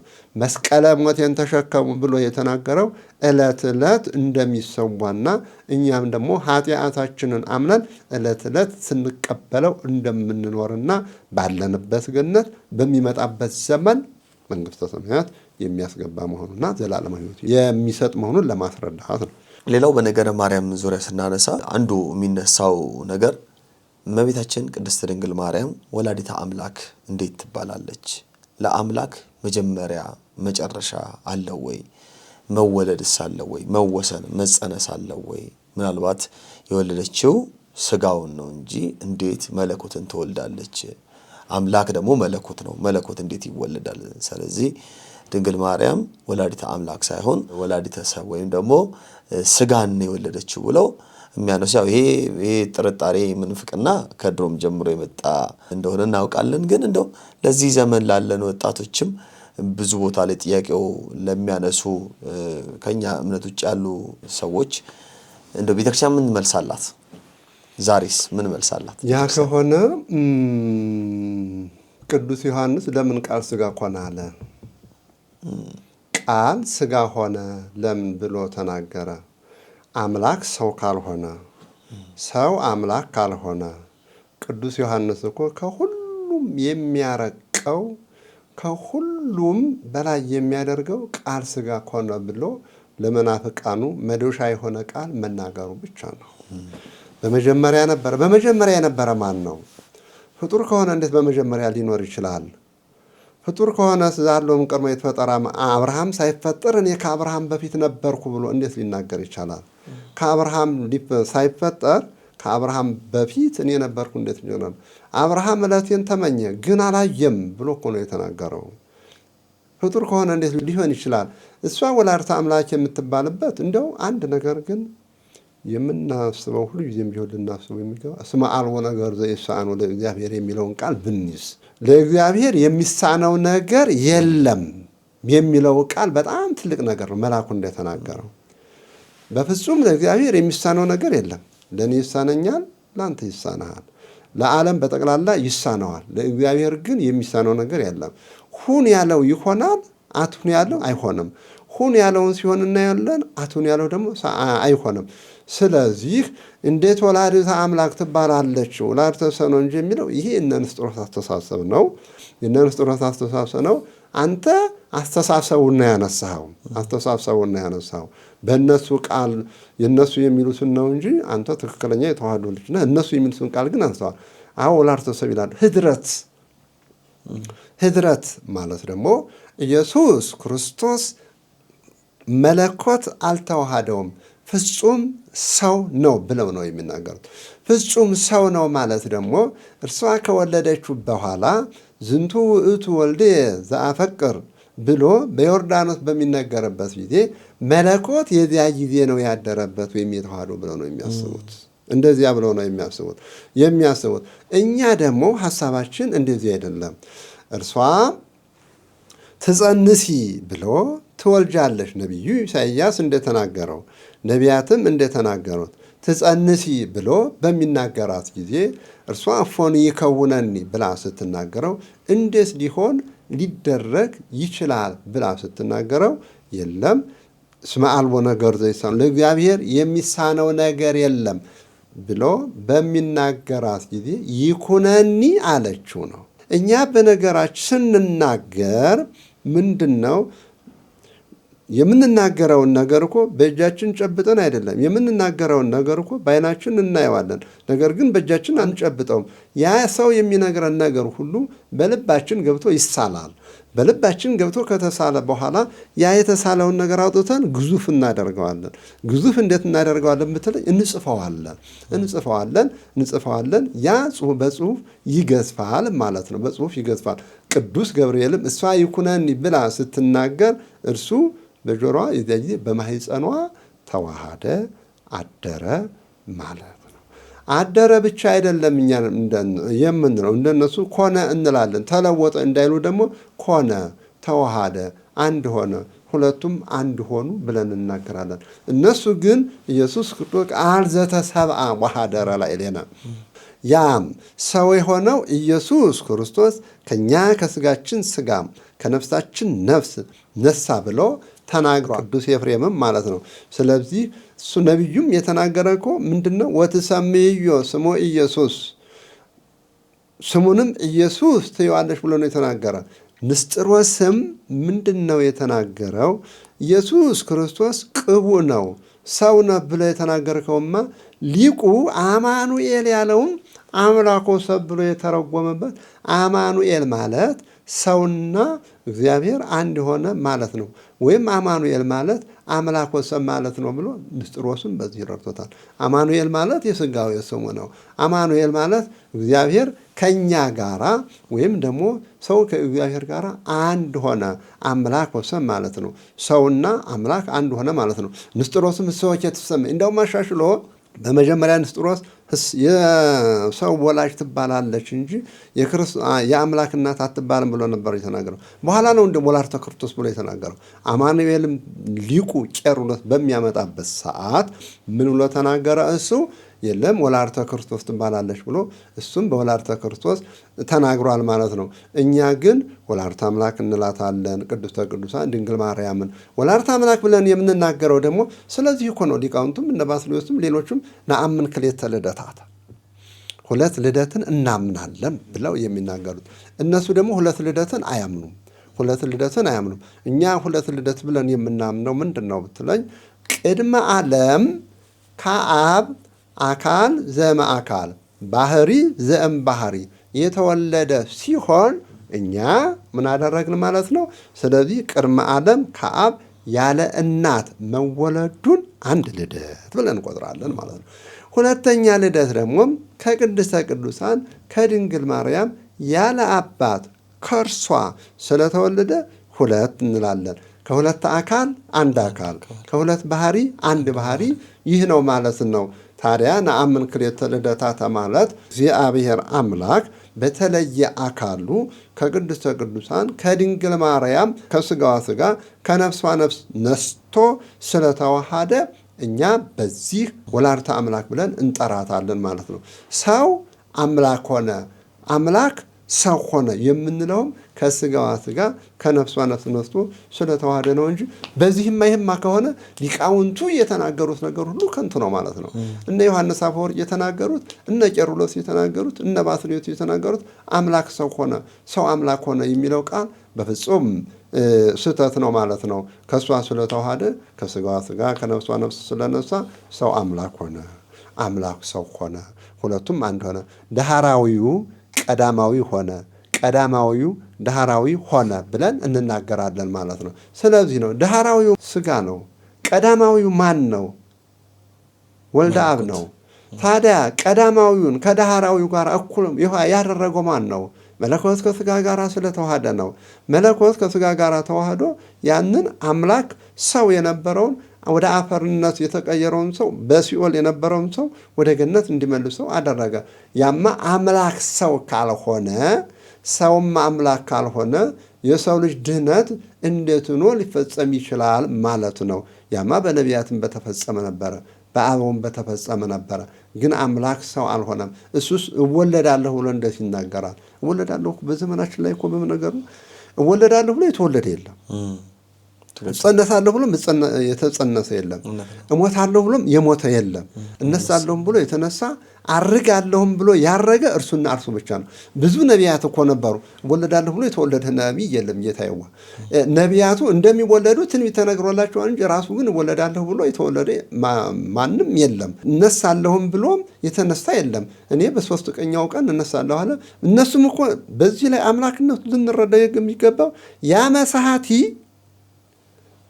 ክብር ይግባውና በሶስተኛው ቀን እነሳለሁ፣ እነሱም እኮ ልባቸው ያውቃል። በሶስተኛው ቀን እነሳለሁ ብሏልና በሶስተኛው ቀን ሊነሳ ስለሚችል ብለው ነው። መነሳቱም ስላወቁ እኮ ነው ከመቃብሩ ላይ ጠባቂ ያስቀመጡት። ያን ምን ያስረዳል ማለት ነው? ተንኮላቸው ነው እንጂ አምላክነቱን ተረድተውታል። አምላክነቱን ተረድተውታል። አምላክነቱን ባይረዱት ኑሮ ከመቃብሩ ላይ ጠባቂ ባላስቀመጡም ነበረ። በመነሳቱና በአምላክነቱ ባያምኑበትም ተረድተውበታል። ጠባቂ አያስቀምጡም ነበር ማለት ነው። እና ስለዚህ ወላዲተ አምላክ የምትባለው አምላክ ከሦስቱ አካላት አንዱ አካልን ስለወለደችና ያ አካል ደግሞ የእኛ የድህነታችን መሰረት ስለሆነ ስመ እግዚእነ አምላካችን መድኃኒታችን ኢየሱስ ክርስቶስ የምንለው እኮ ለምንድን ነው? አምላካችን የምንለው ስለምንድን ነው? ጌታችን የምንለው ስለምንድን ነው? ያ መለኮት ስለተዋሃደውን በተለየ አካሉ ለማለት ፈልጌ ነው። እንዴት ወላዲተ አምላክ ትባላለች ነው? ይህንን የወሰኑት እነ ቄርሎስ ናቸው። ወላዲተ አምላክ የሚለው እኛ ወላዲተ ቃል ትባላለች። ወላዲተ ቃል ማለት ደግሞ የእግዚአብሔር ቃል ማለት ነው። የእግዚአብሔር ቃል እናት ከሆነች ደግሞ ወላዲተ አምላክ ማለት ናት። ቃል ማለት ደግሞ ኢየሱስ ክርስቶስ ነው። ቃል ማለት ደግሞ የአብና የመንፈስ ቅዱስ ቃላቸው ደግሞ ማን ነው ማለት ነው? እግዚአብሔር ወልድ ነው። በእግዚአብሔር ቃልነት ትናገራለች ማለት ነው። ቃልን ከጸነሰች ወላዲተ አምላክ መባል ምን የሚያሳፍር ነገር አለ? ምንስ የሚያሰጋ ነገር አለ?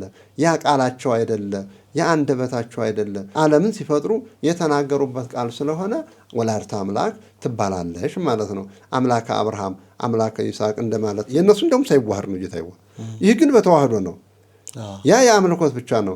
ይህ ግን የረቂቁ መለኮት ከስጋዋ ስጋ ነስቶ ከነፍሷ ነፍስ ነስቶ ግዙፍ ሆኖ ነው ወላዲተ አምላክ የተባለ። ተዳሶ ነው፣ ተጨብጦ ነው፣ ታይቶ ነው። የማይዳሰሰው ተዳሶ ነው ወላዲተ አምላክ የተባለ። ይህንን ለማየት ደግሞ በፍጹም በብዙ ቦታዎች ተገልጿል፣ ታይቷል። ስልጣን አለኝ ብሎ የተናገረ ማን ነው? እኔ ነፍሴን ላድናትም ልሰቅላትም ላስነሳትም ስልጣን አለኝ ብሎ የተናገረ ማን ነው? ሰው ከሆነ ልጅ ስልጣን አለ። የማስነሳት ምን ስልጣን አለው? በፍጹም ስልጣን የለውም። ስልጣን የእሱና የእርሱ ብቻ ነው። ሰው የመግደል አቅም ሊኖረው ይችላል። የገደለውን ሰው ያስነሳ ማን ነው? በጸጸት ይኖራል እንጂ በማረሚያ ቤት ይኖራል እንጂ። እሱ ግን እገላታለሁ አለ፣ አስነሳታለሁ አለ። ገደላት፣ አስነሳት፣ በሕይወት እንድትኖር አደረጋት። እና ወላዲተ አምላክ የተባለችበት ምክንያቱም ሰውና እግዚአብሔር አንድ ሁነው ስለ ተዋሃዱና ድነት ስለተገኘበት በእግዚአብሔር አምላክ ድነት ስለተገኘ ሰው ወላዲተ አምላክ ተብላ ትነገራለች ማለት ነው። በጣም መልካም። እንደው እዚህ ጋር የመጨረሻ ሀሳቤን ማጠቃለያ አንድ ጥያቄ እንደው ስለ ድንግል ማርያም ካነሳን ጠለቅ ብለን ትንሽ ብናነሳ ስለ እመቤታችን ምንድነው ልክ ይህንኑ ሀሳብ የሚያነሱ ወንድሞቻችን እህቶቻችን ምን ያነሳሉ? እንደው ድንግል ማርያም ምንም የተለየች አይደለችም። ኦልሬዲ አምላክን ለመውለድ ወይም ደግሞ ኢየሱስ ክርስቶስን ለመውለድ እኛም በዘመኑ ብንኖር ምናልባት እድል ቢገጥመን እኛም ልንወልድ የምንችልበት ነገር አለ። ወይም ደግሞ ከዛም በኋላ እንደ ማንኛውም ሰው ህይወቷን ቀጠላለች፣ ትዳሯን መስርታ ኑሯን ቀጠላለች ብለው የሚያነሱ ሰዎች አሉ። እንደው ክብር ይግባትና እመቤታችን እንደዚህ ቃሉ ባይመጥንም ግን እንደው ማስተማሪያ ይሆን ዘንድ የእመቤታችን የድንግል ማርያም መመረጥ በምን አይነት መስፈርት ነው? እኔ የመረጥኩትን እመርጠዋለሁ ብሏል። ለኤርምያስም ምንድነው ብሎ የተናገረው? ሐራይኩከ እምከርሰ እምከ ብሎ ነው የተናገረው። ከእናትህ ማህፀን መርጬሃለሁ ብሎ ነው የተናገረው። ኤሳው አለ እኮ የኤሳውን ክፋት የሚያውቀው የለም። የያዕቆብ መመረጥ የሚያውቀው የለም። ያዕቆብን እንዴት መረጠው ብትለው መልስ ይሰጣል ለቅድስተ ቅዱሳን ድንግል ማርያም ይቅርና። ስለ ኤሳው መመረጥ ክፋት የሚያውቅ ነገር አለ? ኤሳው ምን አድርጓል? ያ ለዘሂ መሐርክብ ወእምሄሮ ይቅር የምለውን ይቅር እለዋለሁ የምኮንነውን ደግሞ እኮንነዋለሁ ብሎ ተናግሯል። ስለዚህ ስለሷ መመረጥ ንጽሕቱን አግኝቷታል። አሁን ንጽሕቱን አግኝቷታል። ክብርቱን አግኝቷታል። ክብርቱን አግኝቷታል። ድንግሉን አግኝቷታል። ድንግሉን አግኝቷታል። ከእርሷ አንደ ይሄ ሁሉ ነገር ግን የተሟላለት ነበረ እኮ። ናሁ ድንግል ትጸንቶ ትወልድ ወልደ የሚለውን እኮ እርሷ በህሊናዋ እኮ ስታስበው ነበረ እኮ። ምን ነው በዘመኗ ደርሼ ውሃ ቀድቼ እንጨት ሰብሬ ባገለገልኳት ነበረ እያለች የምትመኝ ድንግል እኮ ነበረች። የአሁኑ ደናግል ግን ይሄን እኔ በሆንኩ ይላል እንጂ ግን እንደዚህ ብሎ እንትን ይላል የሚመኛለ ጌታ። ምን ነው እኔ በሆንኩ ማነህ የምትጸንስ ቢባል እኔ ነኝ ቀድሜ ነው የሚወጣው። እንግዲህ ካሉ ደግሞ ለወዲህ ለሐሳዊ መሲህ እንመርጣቸዋለን። ለሐሳዊ መሲህ እንመርጣቸዋለን ሳይሆን ሐሳዊ መሲህ መረጣቸው እዚያው። ቅድስተ ቅዱሳን ድንግል ማርያም ግን በፍጹም ክብርት ናት። እሱ ራሱ ነው ኤርምያስን ሐራይኩከ እምከርሰ እምከ ብሎ እንደተናገረው ሁሉ መርጦታል። እሱም ደግሞ ለአብርሃምም ተወጽእ በትር ምስሮ እሴይ ዳዊት የተመረጠበትን የሚያውቃል። እስኪ ነው የእሷንስ እንተው። ዳዊትን እስኪ ሳሙኤል እኮ ሲቀርብ እኮ ለምሳሌ ያህል ሳሙኤል እኮ ሜሮንን ይዞ በሚቀርብበት ጊዜ እኮ ሂድ ወደ እሴይ ቤት ሂድና ከሱ ልጆች አንዱን አንግሥ ተብሎ ነበረ የተናገረው። ነገር ግን በሰው አመለካከት ግን ሳሙኤል ምን ነበረ የተመለከተው? ቁመቱ እንዳዘለጅ ያለውን እንዳንተ መልከኛ የሆነውን በቃ ነበር። አቋቋሙን አካሄዱን ነበር የመረጠው። በፍጹም ሌላውንም ኤልያብንም አመጣ። በፍጹም ኤልያብንም ሊያመጣ ፍጹም አልቻለም። እና እንደው እነዚህ ብቻ ናቸው ብሎ ነው የተናገረው። አይ በግ ጠባቂ አንድ አለ እርሱ ብቻ ነው ያለ ብሎ ነበረ የተናገረው። አምጣው እስኪ ሂድ አለው። አሁን ይሄ መጽሐፍ ቅዱሳዊ ቃል ነው። ዳዊት ሲመጣ ግን ሜሮኑ ፈላ። ዳዊት ተቀባ።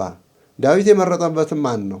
እግዚአብሔር ነው። ያውም ቅድስተ ቅዱሳን ድንግል ማርያም ንጽሕት ሆና ነው የተገኘችው። ዳዊት እኮ እንደውም እኮ ኃጢአተኛ ነበረ እኮ በኋላም እኮ ኃጢአተኛ ነው። ግን እንደ ዳዊት ያለ እንደ ልብ ያለ እንደ ዳዊት ያለ ሰው አላገኘሁም ብሎ ነው የተናገረው። ዳዊትን የመረጠበት ምክንያቱን ያውቃል ሰው ልጅ።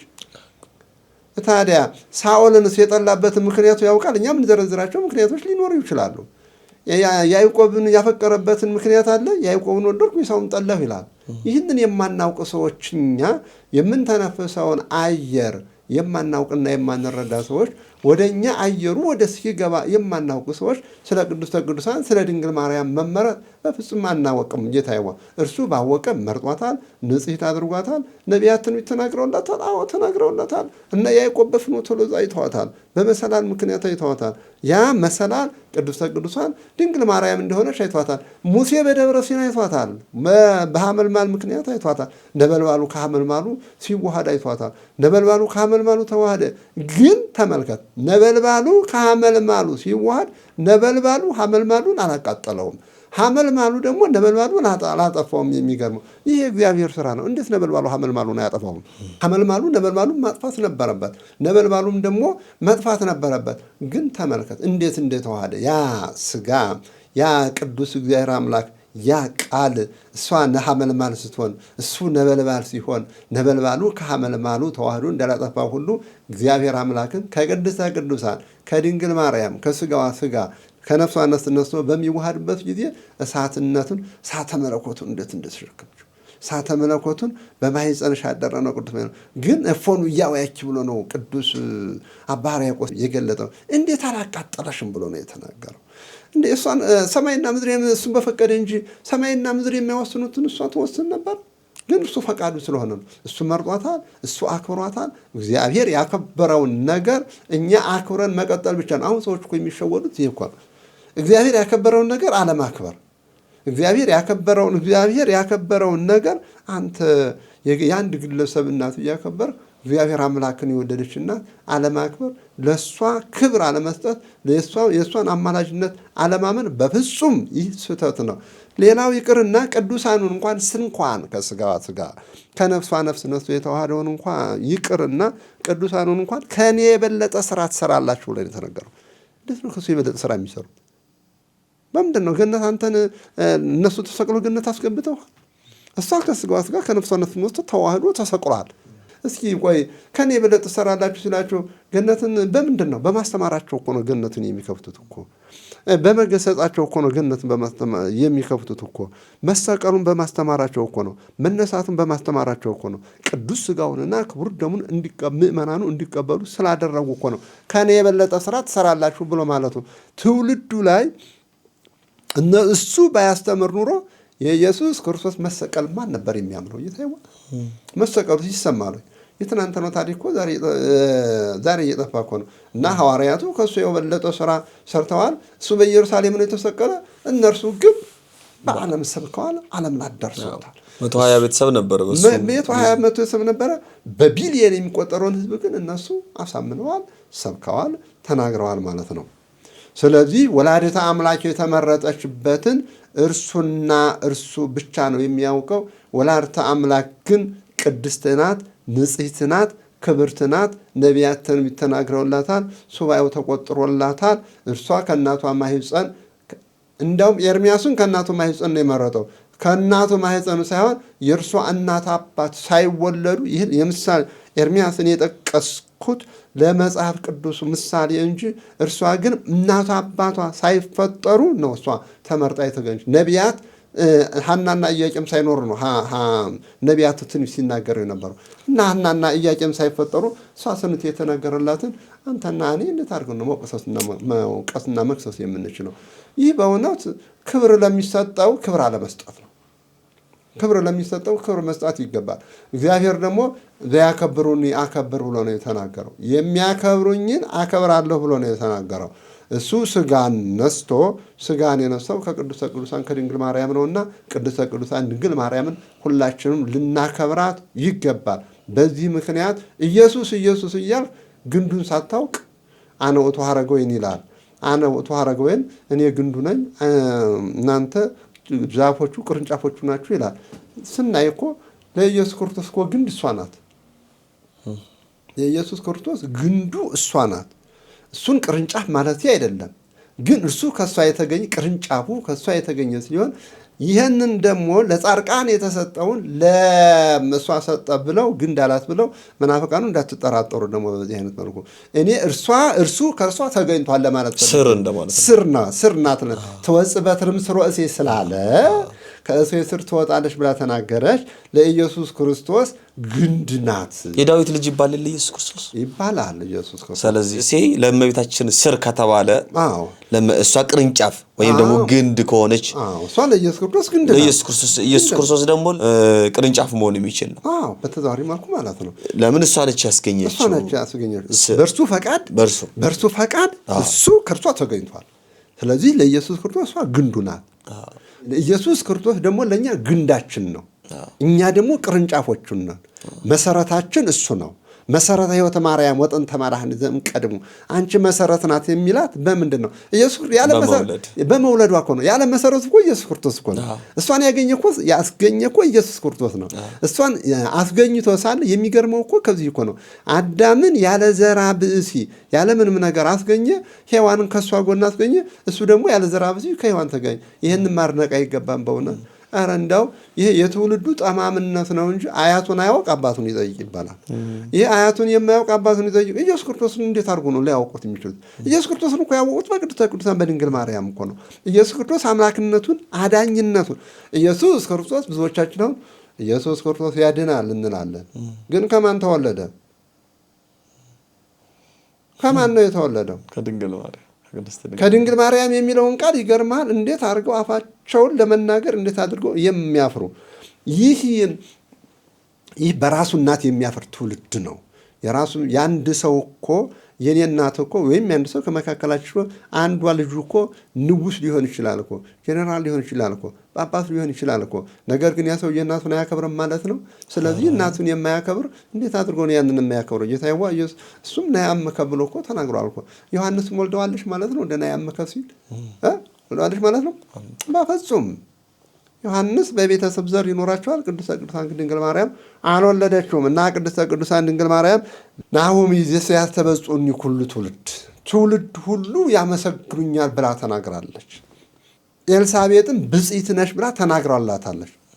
ዮሐንስ እንኳን ሌላው ይቅርና እንኳን ያ በሕፃንነቱ የሆነ በእናቱ ማህፀን በ6 ወር ገና ያልጎለመተ በ6 ወር ያለ ሕፃን እንኳን ሰግዶላታል። ለእሷም ሰግዷል፣ ለእሱም ሰግዷል። በማህፀን ላለው እኮ ነው የሰገደው እና ብፅዕት ነሽ ብላ የሰላምታ ድምጿን በሰማ ጊዜ ያወጣችው ድምፅ ያወጣችው እመቤታችን ነች እንጂ እውነት ለመናገር በማህፀን ያለው አይደለም የኢየሱስ ክርስቶስ ድምፅ አይደለም። እንደኛ ስንረዳ እንደ ሰውኛ ያወጣችው የድንግል ማርያም ድምፅ ነው። የሰላምታሽን ድምፅ በሰማ ጊዜ ጽንሱ በማህፀን በደስታ ነው የሚለው ራሱ በደስታ ነው።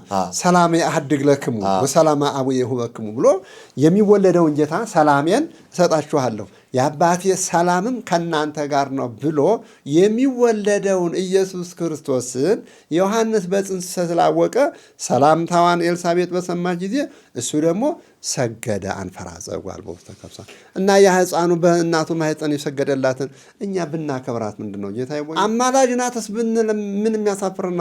በፍጹም አማላጅ ናት። ትንሽነቱ ትንሹን ነገር ነው የሰጠነው። እንደው ከተባለ አምላክን መውለድን በጣም የሚያክል ነገር አምላክን መውለድን የሚያክል ነገር ትልቁን ነገር ትተን አማላጅ ነች አይደለችም ብሎ በጣም ትንሿን ነገር ክርክር እንኳን አንድ አሉ የሚባለው ነገር ሰምቼ ምናልባት ሰምተውት ከሆነ አላውቅም። በረከታቸው የደረሰን አባ መፍቀሬ ሰብ የሚባሉ አባት አጋጣሚ ከአንድ የፕሮቴስታንት አማኝ ጋር መኪና ውስጥ ይገባሉ እና በከተማው ይወራል። ያ ሰውየው ሰምተውት እንደሆነ አላውቅም። ከዛ እሱ ልክ ሁሉም እዛ አካባቢ ያለው ሰው እንዳለ ሁሉም ወዳጃቸው ነው። እስላም ክርስቲያኑ ሁሉም ስለሚወዳቸው ልሸኞት ያውቃቸዋል። ልሸኞት ብሎ ሲያስገባቸው እሺ ብለው እሱ መኪና ውስጥ ይገባሉ። ከዛ ማርያም ታማልዳለች አላቸው። እሱ መሆኑን አላወቁም። ከዛ ፓስተር ነው ስሙን ጠሩና እና የገሌ እናት ነው የምታማልደው አሉት ይባላልና ምንድነው እንኳን እመቤታችን ቅድስት ድንግል ማርያም እኛ እንኳን በምድር ሳለን አንዱን በአንዱ የምልጃን ስራ እንሰራለን። ከረከሩም ያው እነሱ በምድር እያለን እናማልዳለን። አዎ ቅዱሳን በምድር እያሉ ያማልዳሉ። ነገር ግን ከሞቱ በኋላ ምናምን ብለው ነው ከእንደገና የሚያሳድጓት።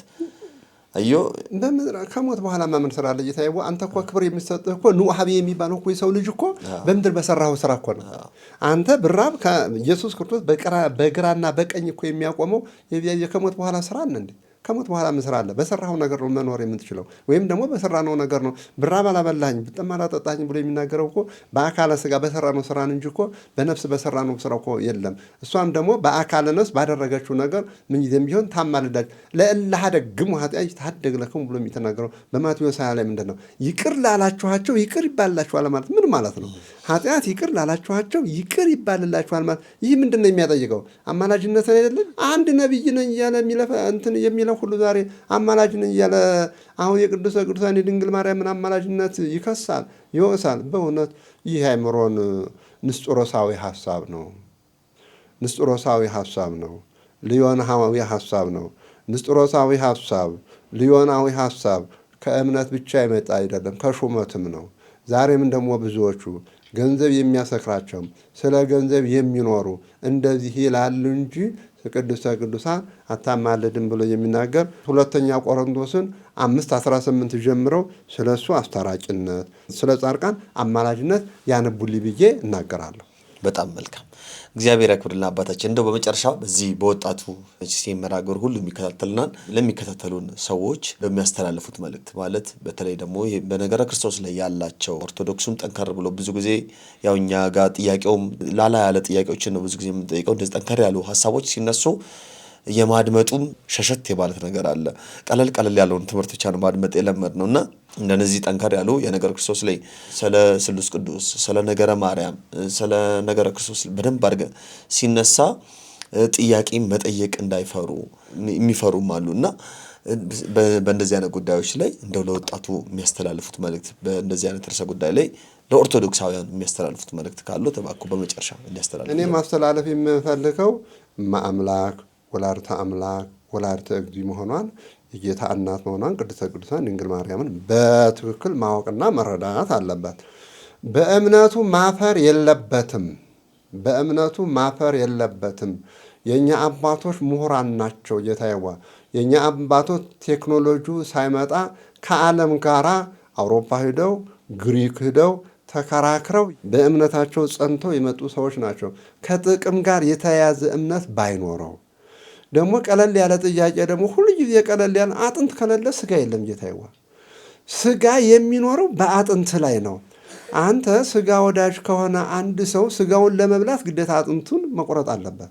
አጥንት ከሌለ እንዴት አድርግ ነው ስጋ የሚለው ነው? ዝም ብሎ እኛ አሁን ትውልዶች የተላላጠች ስጋን ከፊታችን የምስቀር ክትፎ መብላት ብቻ ነው የምንፈልገው።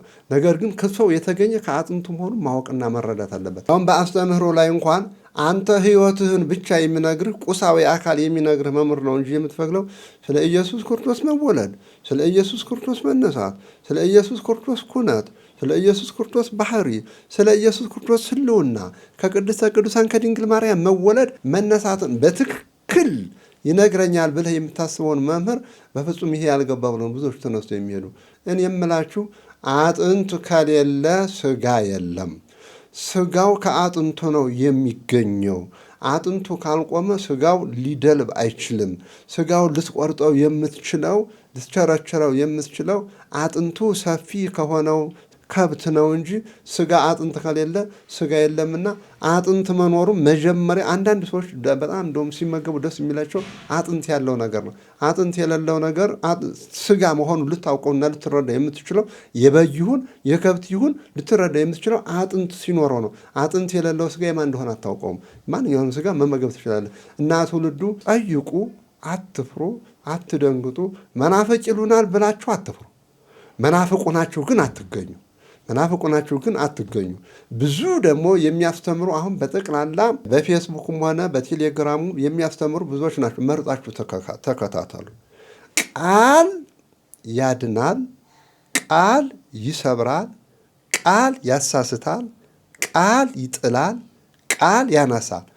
በቃላት የተሞሉ የእምነት ስህተት የተሞላቸው ብዙ ነገሮች አሉ።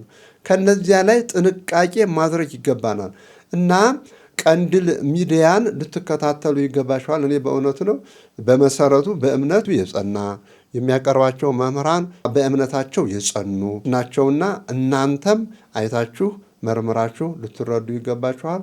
ወጣቱ ተከታተሉ፣ ራሳችሁን ወቁ፣ ራሳችሁን ፈትሹ። ያገኛችሁትን ሁሉ አትመገቡ። ማንኛውም ሰው ቡፌ ቢቀርብለት የተመቸውን አይቶ ነውና የሚመገበው። ለተዋህዶ እምነቱ የሚመቻችሁን ተመልከቱ። ኬክ ነው ብለህ በልተህ ኬኩ ወደ ስኳር እንዳይቀየርብህ ይህ ልታውቁና ልትረዱ ይገባል ብዬ ነው የማሳስበው። በጣም እናመሰግናለን። እግዚአብሔር ይስጥልን።